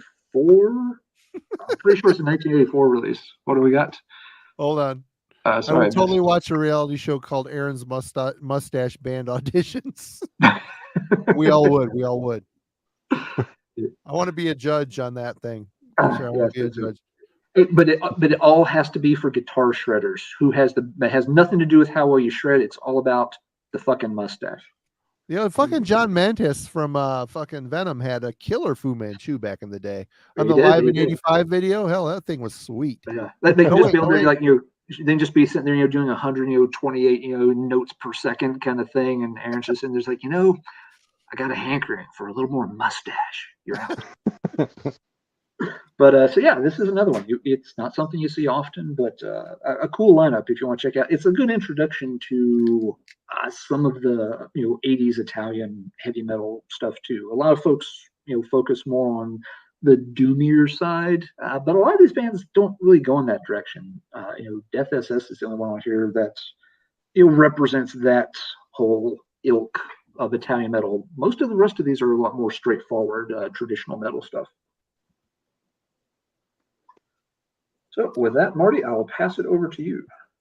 Okay, I'm into the black metal realm now, and this comp today is still something I pull out and listen to quite often because it's just a good comp. And back in the day when this came out, black metal imports from Europe, Osmos Productions, Moonfog, all that crap, $25 import pricing. It sucked. It was a rough deal. Of course, there wasn't the shipping costs like it is today.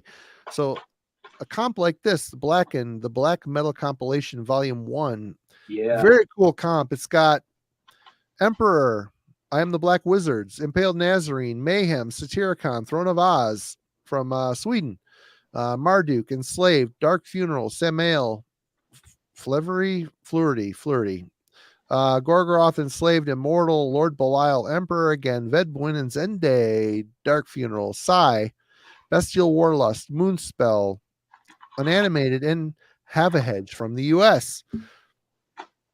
A lot of killer shit on here. It's a really, really good comp. That's amazing. That's the sort of comp that people look at and go, I can't believe all these bands are on the same fucking package.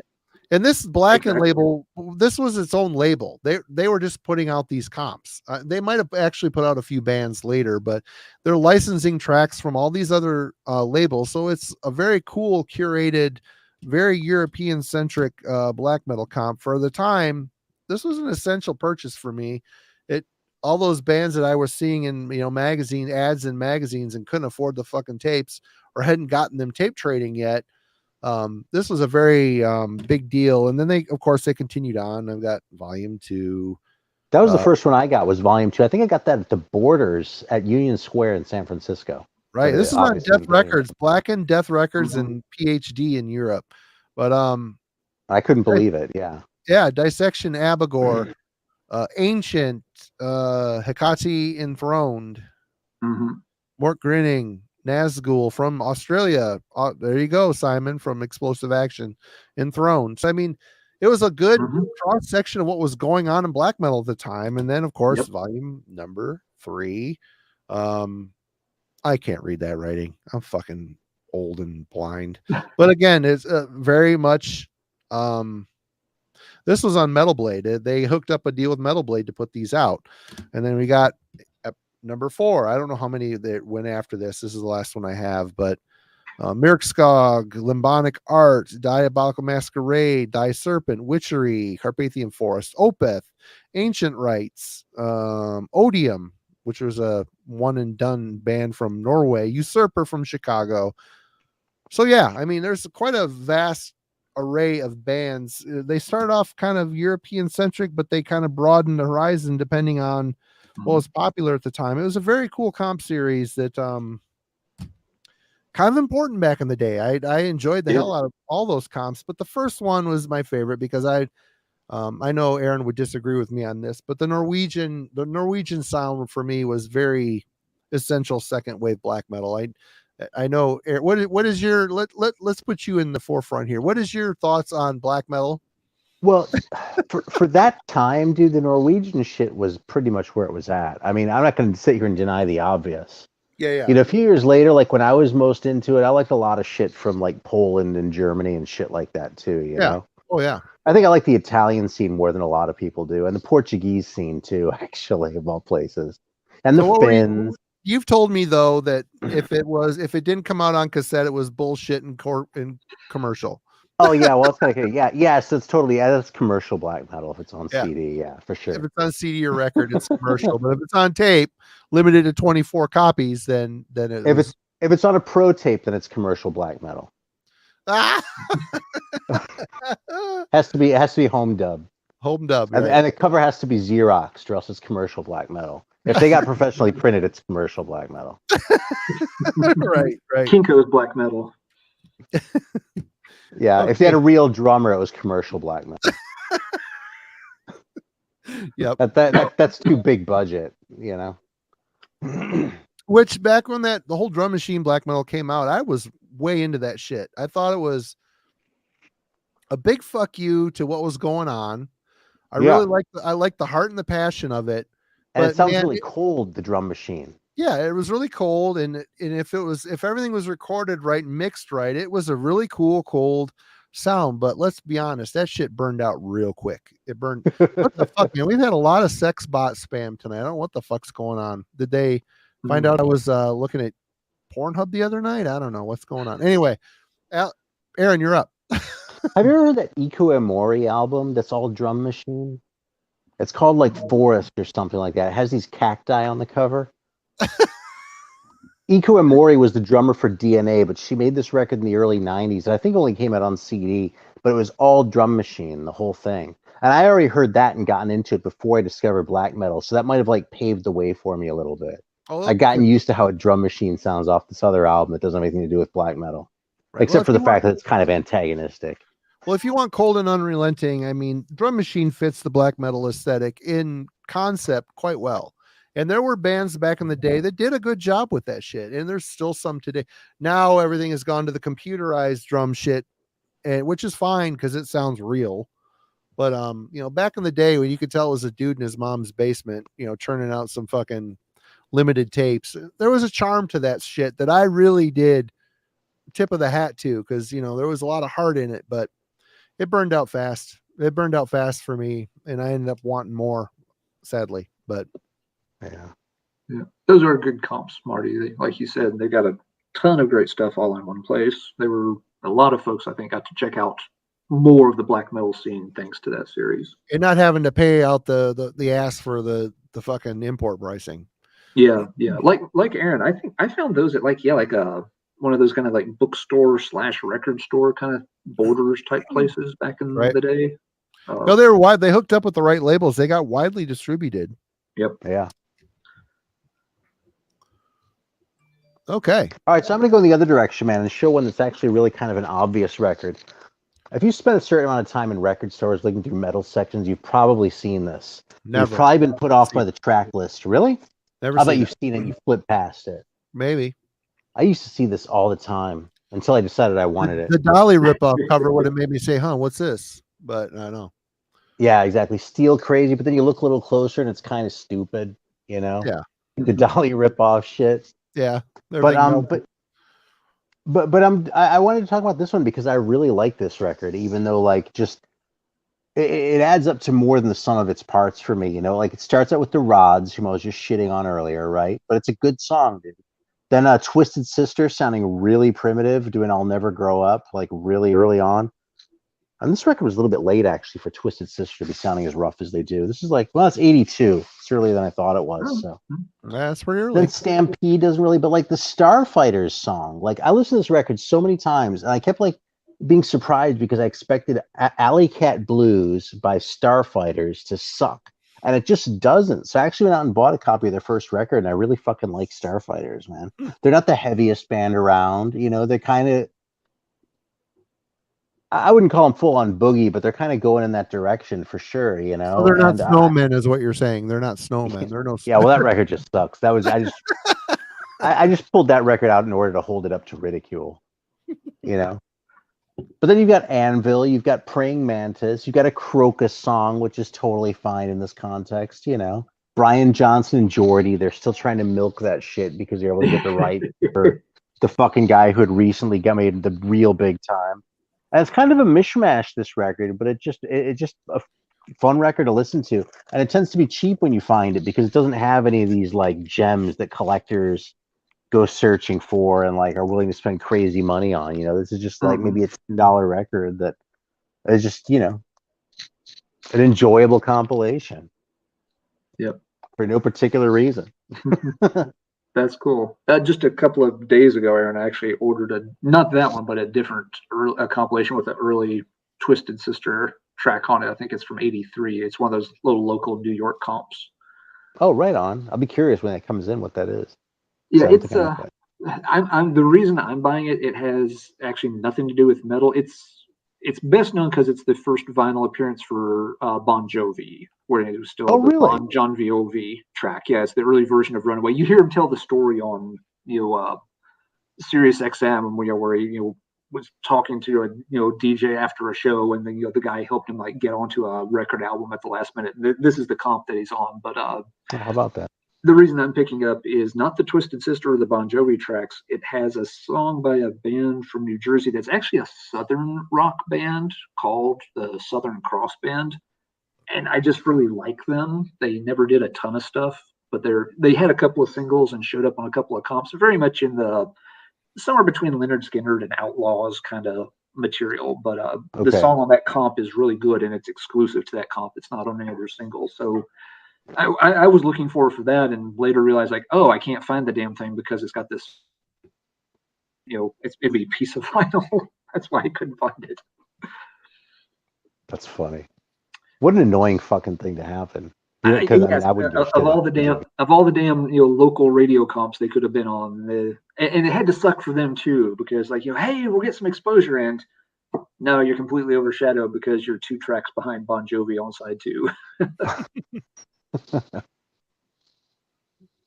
Okay, Mr. Professor Steele, you are up.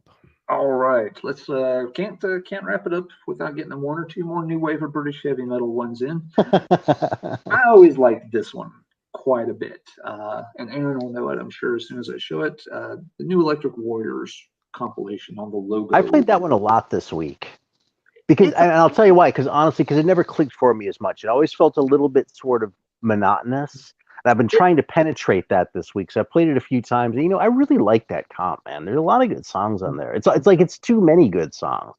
It's too much to take in is my problem with it, I think. Yeah, it's got a lot of tracks. It's got it's got 16 tracks on it. So I mean, Yeah. they're really crammed in here. And you have to And turn it up because it's mastered so low, so it doesn't fucking jump. Yeah. yep. Yeah, this is not the best sound quality. It doesn't. The only big, quote unquote band on here is Vardis. This was Vardis's label, so kind of makes sense they got featured. When Vardis is the biggest band on your comp, you know it's not full of household names. But some of these bands got singles and stuff out, and they just consistently from song to song. I always thought this comp was pretty good. This was one that I ended up getting by dumb chance early on. I had already gone through the 79 Revisited, gotten a lot of the albums here and there by some of the easier to obtain bands. And so it was just like, okay, what's next? And got this from a vinyl dealer back in the day. I don't know if there was a particular song I was trying to get or what. Or it may have just been that, it was another. That version of If I Were King was credited on that Lars comp, I'm pretty sure. That's why I bought that record. That may have been. I'm looking at the track list now, trying to remember if there was something else that drew me to it. Oh, the Street There's a cut by the mighty Dawn Watcher. Dawn Watcher's on here. Yep. Yeah, let's run through the track list. You've got Turbo with a song called Running. They did at least one 7-inch, maybe two. Buffalo with Battle Torn Heroes is a cool song. They had a single on Heavy Metal, I believe. Street Fighter. There were Street Fighter, She's No Angels, their best track. They did a 4-track 7-inch EP, but there were lineup changes by then. The EP never really blew me away. Street Fighter was it Jess Cox who was in Street Fighter? Somebody from Street Fighter's ranks went on to bigger and better things. It wasn't Jess Cox. It wasn't Vivian Campbell. I never heard anything particularly good about the record, the other one, so. Yeah, the EP I never sought it out. But I like this. Reinforcing that. It's maybe it was one of the guitarists who went on to Tigers of Pantang. I'm drawing a bit of a blank. Stormtrooper, Grinding Heats, a decent little simple number here. Tarot, Bastille, Oxum. A lot of people like the Oxum 7-inch. That one never clicked for me as much. Like Arron I'm one of them actually. I like that Oxum record just fine. That's not cool. the greatest a lot thing of folks ever, but do. I like it. Yeah, a lot of folks do. I like the Dawn Watcher track on here a lot. Firing on All 8 is cool. Yeah, Vardis has If I Were King. Silverwing had a single out. They're okay. They are more of a straightforward, kind of stereotypical new wave of British like Fighter. Yeah. Rebs. I think that's probably their best song though. Rock and Roll are 4-letter words. Oh yeah. It's the song that everybody knows and wants to hear from Silverwing for sure. Rab Stallion's cool track. Colossus is a little weirder one, but not bad. There's a band called Jedediah. I never did know how to pronounce this. Jedediah, maybe Jedediah? Jedediah Strut. Okay. Yeah. Working Nights is a decent track. One of the 26 different bands named Warrior make an appearance here. We're just going to say good. Yes. But not the good one. It's an okay. It's not that Warrior. It's the other Warrior. It's one of the mediocre Warriors, actually. Yeah, the last two tracks, there's a weird band on here called Kosh with a song called The Hit. It's a very weird song, a little out of place on the comp, it feels like. And then it wraps up with a band called Race Against Time, who did at least a demo. And again, some folks really got into that demo, has some sort of cult favorite status. So it's a good chance to check out a ton of songs by, again, some of these lower tier bands that maybe got a single or a demo, but the value's packed in there. It's not a high priced item at all, since it doesn't really have a big, Hidden Angel Witch or Sweet Savage song or anything like that on it.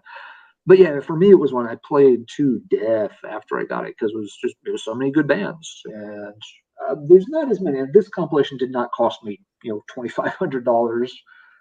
Tracking bands down, but I tracked down some of these. I've got a few of them here and there. Not as many, but still. I've actually the VC. I've seen a lot of people hold up Vardis records. I've always been curious, but knew it probably wasn't totally my wheelhouse. But a lot of probably not, to be honest. There, Vardis, all their stuff is very boogie flavored. It's the kind of thing I'll listen to it once, be like, that's kind of fun. It's upbeat. It's got some energy to it.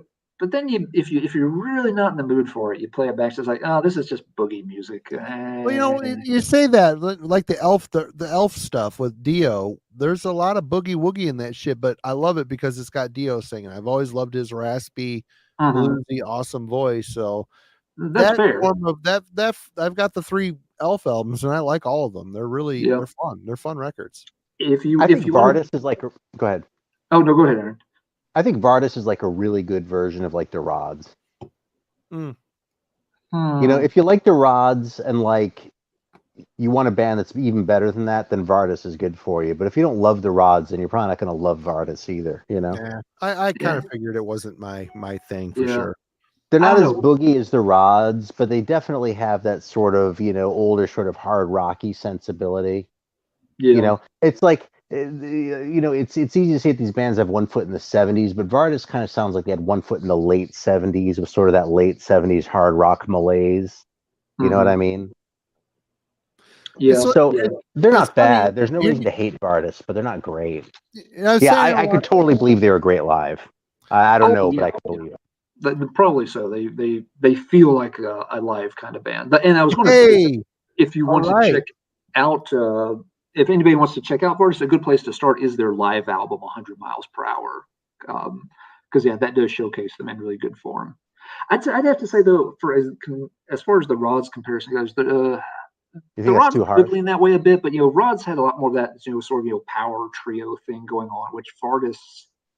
If they overlap, there's a little overlap in the middle of that diagram, but I always think of Rods as more power trio, and Vardis is definitely more on the boogie side of things most of the time.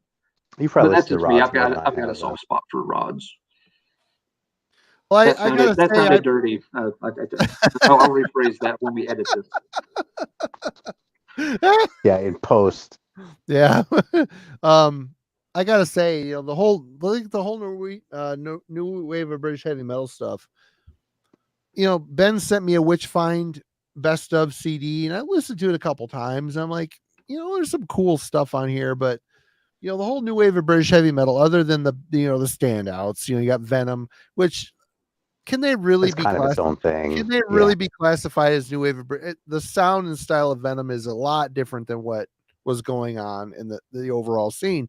But Maiden, Priest, I'm on board 100%. But a lot of these other bands, man, I don't know what I'm missing. I think I listen to it, I think it's good, I think it's cool, but it just doesn't want to send me on that quest to get the shit, so it's like I tap, fucking salute to the guys that all you guys that fucking have invested tons of time and money into researching that shit, because it's impressive, and it's its own fucking thing. It's its own massive rabbit hole. You fall down it, you might as well just throw all your money as you're falling, because to catch all that stuff. But I mean, I don't know, it's just one of those things that never fully, I can appreciate its place in the world, in the metal continuum, but it just never clicked with me. I don't know what it is. Of course, I love Kiss, so that's like as far away from that as possible. That's like British pop bullshit finagled into a rock shell. I don't know. But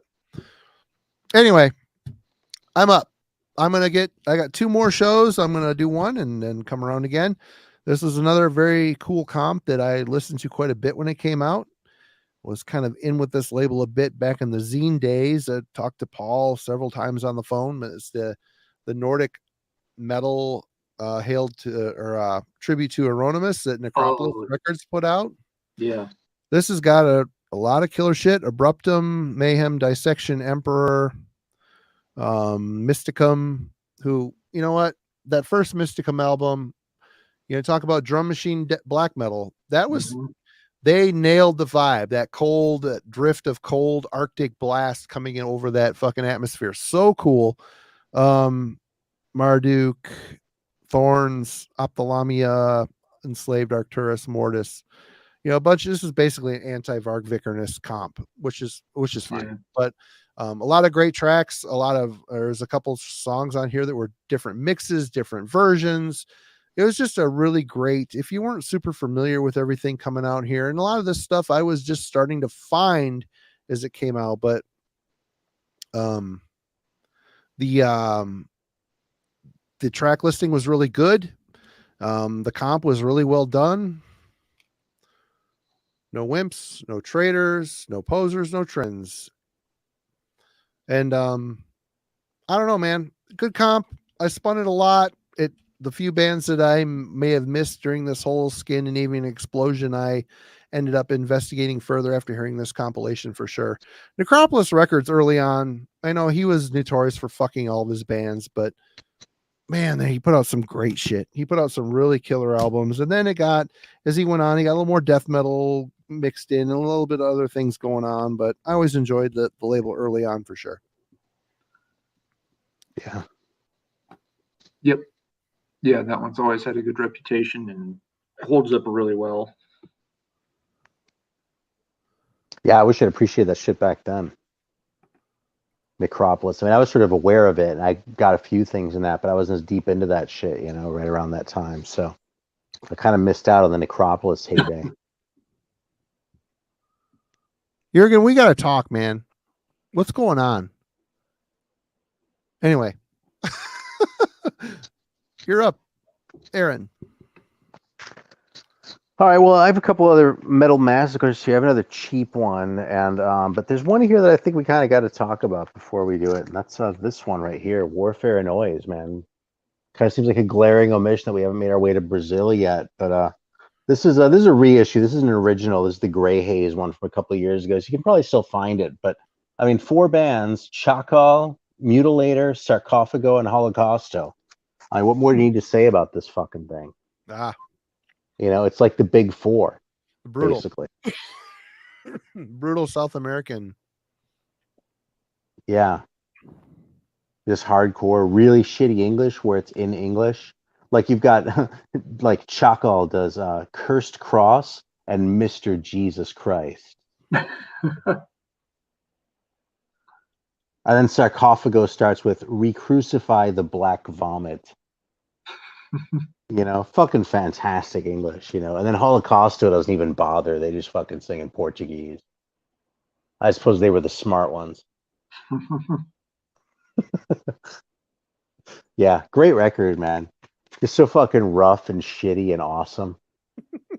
That's cool. Super hardcore for what it is. Yeah, I don't know that scene in depth. I like the stuff I've heard from it. I've just never really dived into it a whole lot, but that's cool. That's a great center label too, isn't it? Nice. Looks like fucking Team Umizoomi or something. So, yeah, classic comp, man. Warfare and Noise. Would I be out of step here to say that I always thought that Sarcophago was a bit overrated? I don't think they're I've got a that much couple better. albums that are okay, but they never really blew me away. I really like them, man, but they're like, I don't think they're any better than any of the other Brazilian bands. Yeah. Like you listen to Sepultura and you can kind of see where they would end up going. Wait, Arron. Jurgen says show the insert. Oh, yeah, okay, I'll show the insert. Here we go. I haven't looked at it in a while. Is there boobies on it? There's only one way to find out, man. All the sex trash. Is there another Hot Babe Love Bot advertisement? Actually, some dude, he was totally fucking right. Look at these fucking guys. Well, yeah. Head to toe camo. I love it. Yeah, fucking Sarcophago looks pretty badass there too, in fairness, man. Chakal's kind of fucking around, but Mutilator's not fucking around. No, they're fucking around too. But fucking Sarcophago isn't fucking around. And actually, there's this one in here too, this fucking poster. Wow. Nice. Cool. That's a cool poster, actually. It's really cool. Yeah. And I usually like to read these things so people can get a laugh out of it, but I really have no idea how to pronounce Portuguese, so. So is it Sarcophago or is it Sarcophago? I've heard people pronounce. I've always said Sarcophago. Well, there's an accent over the O, so I'm pretty sure it's Sarcophago. Yeah, Jurgen says, "What the fuck? Censored Holocausto photo, not an OG." Oh. No, this is a repress. Yeah, no, this is a repress. Gray Haze repress. Okay, Mr. Professor Steele. All right. Last new wave of British heavy metal entry for the night. This one is called, it's technically a neat release. It's called All Hell Let Loose. This one went through a bunch of iterations. It's been put out under multiple titles. It was originally a cassette only release called 60 Minutes Plus. And it got a vinyl pressing, and it's on neat, but it's like the Italian pressing, and they gave it sort of a different title, and they probably tinkered with the track list a little bit, because every time they reissue this thing, it always seems like there's a couple of songs that get rotated out. Most of them stay the same, but there's always 2 or 3 things that aren't the same. Here, let's play. I'll pull my copy because my cover looks different from yours too. Okay, be interesting to see. Looks like a low rent New Mutants comic art. It does kind of have a little early 80s Marvel look to it there. This was just another early new wave of British heavy metal comp I stumbled into at a record show. I recognized just enough band names from having looked at some vinyl sale catalogs as like, oh, okay, it's on neat. You've got some new wave of British heavy metal stuff to it. Yes, I will pick that up. And there's some tracks on it I like a lot, some that I'm not as keen on. So let's see. Wish I could make you both bigger, but I really can't. It looks like the coloring's different. The logo is different. Alan's is a lot bigger than mine. Mine just has that little one. I've heard. And it's funny because mine's an Italian one too. So it's cold. Isn't it cold in your house though? Shrinkage. Yeah, I'm not sure. What's the back? Yeah, the back looks the same. It's the same. Okay, yeah, see, it's got the made in Italy thing down there at the bottom. Huh. Yeah. Huh. Weird. I've not seen that version, I don't think. I don't know what the difference is. But let's see the tracks and see if they're the same, man. Yep, let's run through the track list here. Because this one is. I've got one of the represses here when I got out on CD. It was recalled Metal Minded. It's got a little bit of a different track list, but a bunch of it's the same. Anyway, so what do you get for All Hell Let Loose? You get Live at the Inferno, good Raven track. Steel, All Systems Go, very straightforward but solid track. The real burner on here is you get Crucifixion doing the Fox, but this is not the version from the single. This is several years later when they've really amped up their sound and they're getting almost to like proto thrash metal kind of aggression here. It is just a scorching version of the song. I heard this before I heard the original single. So when I got that original single, it really threw me for a loop because on the original single it's slower. It's got like a real grindy vibe to it. I like that version a lot, but it was not what I was expecting. So yeah, the Crucifixion track is worth the price of admission here by itself. You got a Jaguar track called Dirty Tricks, which is not their strongest material. Access with Flame Burns On is a cool song. Persian Risk 50,000 Stallions is good. It's not their strongest track, but it's okay. Let's see. Venom has Bursting Out. Band called Saber has a track called Cry to the Wind, which is quite good. I don't know if it's the same Saber that put out a single later or not. I'm drawing a blank. White Spirit actually has a track that's not called Cheetah. They're on here with Watch Out, which is okay. Does it say Withe Spirit on yours? It does. It's Withe. They've got it misspelled. W-I-T-H-E. Yeah, okay. Yep. Exactly. It's identical so far then. Okay. You have the 37th band from the UK called Warrior with a song called Kansas City, which is, fuck that. I was thinking of that old song. That's I'm going to Kansas City. Here I come. Yeah. And this song almost. It's not that song, but I can't remember how this song goes. Well, you sounded just fucking like it. Just gonna say it goes a little too much like that for its own good for a heavy metal band. A band called Alien, I know nothing about, but Absolute Zero is a really cool track. And it closes with a Hell and Back track called All the Way, which I never really remember one way or the other. But so and yours has the Jess Cox record picture, even though there's nothing on there either by them. Same with, it's got, a fist picture down here. Yeah, nothing by them either. Jess Cox is on here. Actually, a lot of these Dead Ringer, and some of these tracks are, I believe, on some of the other versions. Like I think, Dead Ringer is on this CD version. Their album is pictured on here, but Dead Ringer is not actually featured on here. So there's some real weird stuff going on. Let me check the CD comp. While dozens of people listen to Arron and I geek out over track list variations, but it keeps Raven. I love it. It keeps Raven. It keeps Steel, Crucifixion. It adds "Give Me Your Love" by Goldsmith, which is actually a really good Goldsmith. That is a good song, dude. Keep talking. I gotta pee real bad again. No worries. You keep the Jaguar. You keep the Persian Risk. It adds "Lucy" by Dead Ringer, which Dead Ringer's not horrible. They're I don't know if I've ever listened to Dead Ringer, to tell you the truth. I mean, they're called Dead Ringer, spelled wrong. Yeah, they're very much the kind of Dead Ringer is one of those new wave of British heavy metal bands that, for a lot of people, probably gives them the wrong impression of it all being a little too watered down rock sounding. It's not terrible, but it's nothing great. Same White Spirit track, same Warrior track. The Hell and Back track is bounced up here to the middle. It's still the same track. This one has Fist on it with Lost and Found. So there's our missing Fist track. Demon is on here with Wonderland. Oh, Jesus. Yeah. Wow. What a weird track to pick from their lineup. A band called Stormbringer with a really storming track called Searching. Don't know a thing about them.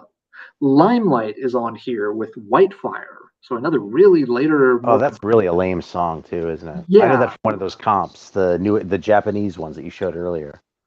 Yeah, and Limelight has better songs than that. I don't know why people put the lame-ass Limelight songs on here. They should put Ashes to Ashes on it. Yeah, that album isn't bad, that Mausoleum one. It's another one I found cheap at one point. Yeah, I don't have I probably have it digitally. I know I don't have it on vinyl. Then you've got I know the original. Yeah, you've got the Dead Ringer track is changed to Coming Out Fighting. So Dead Ringer got 2 tracks on here? Yes. 2 Dead Ringer tracks. Of all the fucking bands to get a second track, it's Dead Ringer. And so, then there's your 61 minutes. And I think the original 60-minute plus cassette version has a slightly altered track list from either of these two. I don't have it. We don't need to pull that up. But I seem to remember there's a few things there that don't quite line up. Anyway, again, it's a good budget new wave of British heavy metal comp. If you want to hear a few more tracks, some of which are exclusive, this is a nice one to pick up, folks. Again, it was an early pickup for me, so I've always got a soft spot for this one. I got this one and Lead Weight at the same time. I actually got them both from John Haupt. Like, he had some shit he was basically just clearing out, so I got them for pretty much nothing. Yeah. Yep. And John Haupt has gotten a few dollars from me on occasion. I have no doubt. But I latched on to Lead Weight, and that other one I never disliked it. I mean, I always liked that record, but it just paled in comparison with Lead Weight, and it's kind of stayed in that second class citizen status in my head, Yeah, but it's a really good comp, man. You're not. I mean, the Foxes alone is worth it, Yes, absolutely. Yeah. Lead Weight's definitely a more classic one than that, but it's a good one. It gets you to it's just a weird mix of some one-off bands that have a good song. Speaking of the Rapture, it just happened in my bladder, by the way, so it's real. It was wonderful. It was fucking very good. It was heavenly Marty's experience. standing there making golden water and bathed in golden light at the same time. I was. It was wow. I saw him. It was awesome. Anyway. All right, Marty, you're up. I've got 2 more. You want me to do them both right now, or should I wait? It's up to you. I've got one last. Yeah, I don't really have any more out. So if you want to just wrap it up, I mean, I can pull more shit, but I've got we've one done all the kind ones of that were thing I'm going to important. show, but yeah, you can wrap it up if you want, or Marty, you can do, I can do, and then back to you if you want. Okay. I'll do one and then go to Alan and then come back. This wasn't I got this a bit later, but I really enjoyed this comp. It was a Moonfog Crusaders from the North comp. Well, again, Norsecore. People call it Norsecore. It was kind of a disparaging remark towards Norwegian black metal. I don't care. the Norwegian black metal to me in the 90s was amazing. And this is all the stuff that was on Moonfog, and everything from Satyricon, of course, Dark Throne, Neptune Towers, Wong Raven, which was Satyr's ambient project, Storm, which was their folk project. Isengard. I mean, basically all the stuff that was on. I enjoyed it. It wasn't super influential, but it was a fun comp to find, and it was ruined in the bathroom incident. Great. Hey, Thanks. great comp. Cool. Yeah, I enjoyed it. And That is a really good comp. there wasn't a ton of diversity in the track listing, because obviously it came out early in Moonfog's career. I don't even think there's any Thorns on here yet. No, it's all Storm, Isengard, Dark Throne, Satyricon, Neptune Towers. Yeah, that's it. So I mean, it's basically 4 or 5 bands, but there's 2 CDs worth of stuff on here. I think there might have been some exclusive tracks as well, or previously unreleased tracks. So very cool, fun. Again, further pushing me down the rabbit hole of Norwegian black metal. Mr. Allen. All right. I want to show just a few things kind of rapid fire here to wrap up. These are some more relatively newer compilations. Again, I didn't want to highlight only old new wave of British heavy metal or 80s stuff. While you don't see compilations as much these days as you used to, they still do come out, and they're still a good introduction to bands. As we've mentioned, yes, everything is just a click away, but when everything is a click away, there's a lot of stuff that just is never going to get clicked. And so having a compilation to play through can still help you sort of zero in on what you should click on next. Some quick examples. Dive Bomb Records has done a few volumes of this now called Masters of Metal. Kind of just showcasing some newer, a lot of the bands that seem to fall like in that new wave of traditional heavy metal. Dive Bomb is cool. It's a cool label, man. They do some cool shit. Yep. This one, for example, has Riot City, Crypt Sermon, Old Wolf, and Hellraiser featured. So some pretty cool stuff there. Riding Easy Records has done really well over the past few years with their Brown Acid series. Now this is more 70s hard rock, bonehead rock, proto metal, whatever term you want to stick on it. But again, it's a cool way to check out a lot of these bands that released a single back in the day and didn't really get a lot further. But if you're into that, more 70s scene, then they're, I think, up to volume 13 on this already. But you can get the CDs. They'll put them on sale on the Riding Easy website from time to time. They've just started a series for obscure heavy metal singles called Scrap Metal. They've only done the 1 volume here so far, but for example, I don't think if you're interested in some of these weird singles that I tend to show off in some of my videos, like Prowler or Czar or Hazardous. Link in the description. You can check them out. But this comp series is starting to pull some of these kinds of songs together. So it's again a good way to hear a lot of those things without having to pick around in singles bins or look for the right videos on YouTube. Last one I'll point out, this one's a few years older, but it's called Texas Metal Archives. This is a small label. It's basically run by John Perez from Solitude Eternus. Yep. And they've not done a ton of releases.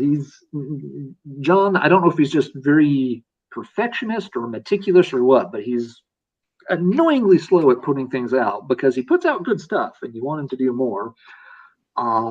And this is just a good example. Like if you're going to do, some of these sort of retro compilations, this is how to do it. Get, pack it, full of as much shit as you can. But give each band, their due. Every band, he's got pictures, he's got a good write-up on, he's got, the logos. I'm not going to say this is, my favorite compilation in the world. A lot of these are very small bands from the metal scene in Texas back in the day. But just in terms of a good package, this is how you want to do things. That Dive Bomb comp I showed a minute ago does very much the same thing for each of those bands. They've got, they've got pictures. They've even got lyrics. How often do you see lyrics included in compilation albums? But they've got some promo stuff, images and image for each of the bands. So yeah, while the compilation is a little bit of a lost art form, there are still folks doing it, and they're still worth checking out. And I'll just throw some love, Marty, towards Bindrum's direction. Y'all did, you and Austin did the compilation last year, the Overgrow to Overthrow thing as a fundraiser. And that was a very fun compilation to work through. I gotta say, all the people that contributed to that thing raised $14,000. That's amazing. It's fucking crazy. To be completely honest. But part of the reason it was a really fun way to check out a ton of bands. There were some of those bands I knew, like that's cool to get an extra track by them. Some of them I knew by name but had never checked out, and probably never would have gotten around to checking out unless they just randomly popped up in the YouTube feed one day. But here they are, kind of lumped together. And I can check them out. There's several of those bands that I've gone and bought stuff from on Bandcamp or ordered albums from since then. So the compilation still has a place. It's not as necessary. It's not a defining part of the ecosystem for heavy metal anymore. But you can still get a lot of mileage if you put together a good compilation with a good track list. Do liner notes, put a nice booklet together for it. Or just fill it with cool obscure stuff that people aren't going to get to hear otherwise. Like these on Writing Easy, they don't have too much in the way of liner notes or anything, but you will not hear this shit in other places, and they know it, and they're doing a good job. They also pay those bands. They're not just pulling this stuff out of their collection and making money. The Writing Easy label always maintains that they do not put a song on a compilation until they have found a band member that they can hand some money to in exchange for putting their music out. So yeah, there is still love for the compilation format out there. And so with that, I've said my piece, and Marty, I'll let you bring it on home for the night. All right, it's kind of anticlimactic. I mean, I think we should stop there, but this is just a cool comp. This is the True Kings of Norway, Ancient, Arcturus, Demiborger, Emperor, Immortal. It's basically all their 7 inches. So there's the As the Shadows Rise by Emperor, the Immortal 7-inch EP from 92, Demiborger, I can't read Norwegian, Ancient, Det Glimmet Ricket 7-inch, and Arcturus My Angel 7-inch. It's a cool little because all that shit, all those 7 inches online are going to be ridiculously expensive. This CD put them all in the nice spot for you to grab. I listened to it quite a bit. This folds out into a poster. Lineage. It's pretty cool. It's a pretty cool release. Actual covers, band photos, all that stuff. Again, I'm a Norse core fan. Don't care. Do not apologize for it. I still love this era of black metal from Norway, and this comp was fun. I mean, probably not the bands at their height. Well, of course, Ancient. They never got much better than their debut album. And the Trolltar EP is good, and the 7-inch is good. After that, they went. But Arcturus, they got a little bit better after My Angel. I don't know. Good comp, fun. Again, I wasn't about to pay for the real thing, so I got the CDs. But yeah, there it is. We did it. A lot of comps for people to check out if they're so inclined to do so, and it was a lot of fun. We probably could have shown a lot more, but I think we completely nailed it. You guys have anything to add in closing? It's almost 7 a.m. if you're Jurgen. Hey, Jurgen, after we hang up, Jurgen's going to be joining us, so hang on for a second. We're going to chat. Cool. I have to get the straight shit from the man himself. What's going on? But this has been really fun. Lots of excellent stuff shown off. And you're right, Marty. I mean, I still have giant piles. I was kind of surprised how many compilations I had when I me too. Pulled up the list and started looking. I was just like, holy crap, this is going to take a little more weeding out. I have a sickness. Wait a minute. There's yeah, and I think again that speaks to compilations are an important part of lots of people's collections. That you pick these things up and they slowly pile up, and sometimes you do forget about them after a while because you go out, you buy all the Emperor and ancient albums and Dimmu Borgir, and maybe you don't go back to the comp as much, but it's still there. And when you stop and think about it, it's like, yeah, this is a really good archive of stuff. This would be a great way to introduce somebody who's new and interested in the genre without having to sit through like, well, if they don't like Emperor, having them sit through an entire Emperor album may not work. But hey, check out one track by each of these bands, and you'll probably find some things that will stick that you'll want to explore more later on. And that's exactly what compilations do. Yep, absolutely. I've always kind of thought Emperors sucked. So there you go. Well, their shit came out on a like. CD and LP, so that means that they're a commercial band. Yeah, no, but seriously, I saw them live once actually too. I thought they were really weak. I heard different things about their live performances. I never saw them myself. I've heard they're spotty. Maybe they're once. bad in San Francisco, but I saw Mayhem around the same time, and they kind of blew me away. That's another one. Like 98. Various reports on, but never saw. Yeah. Yep. But yeah, thanks to everybody who's hung out in the chat, left comments tonight. It's been a lot of fun as always. Big thanks, Arron, for coming on and for coming up with such a really fun topic. I think folks have really enjoyed it. I know I have. Me too. Awesome. Yeah, I had fun too, man. I really did. So I appreciate having me on as always. It's always a treat to have you on. Absolutely. For sure. So people, it's been fun talking about this shit. Fuck yeah. And these two are a wealth of knowledge. And I barely get by, but these guys, you need to go click on the description link in the description for the Metal Theologian and Let's Talk Metal, of course. Our awesome co-host, Mr. Professor Steele Colson, for sure. And everybody that donated super chats tonight, man, you all rule. Thank you so much. You're very kind. Yeah, that's really awesome. We were just trying it out and didn't know what the heck to expect, and that's really cool. And y'all don't have to do it, but it's cool that you did. We really appreciate it. It's going to getting Mr. Steele a new microphone. So cheers for that. And my steel is not true, apparently. Your steel is tinny. It needs to be refined and forged to a clearer sound. But everybody check out the. You've gotten away with it as long as you have, actually. I've heard way worse on bigger streams, so Mr. Fucking generic earbud guy. Well, I don't do a podcast every week. You know what I mean? I don't really make any bones about this shit. I'm kind of. Anytime there are other people involved, it's a little bit like, oh shit, is there going to be echo this time? So, but Professor Steele here, he's like, got to be on it every week, man. Okay, we're gonna get him hooked up for sure. Y'all are like professional. I just fuck around. We're trying. We're getting there. But thank you everybody for watching and joining us Wednesday.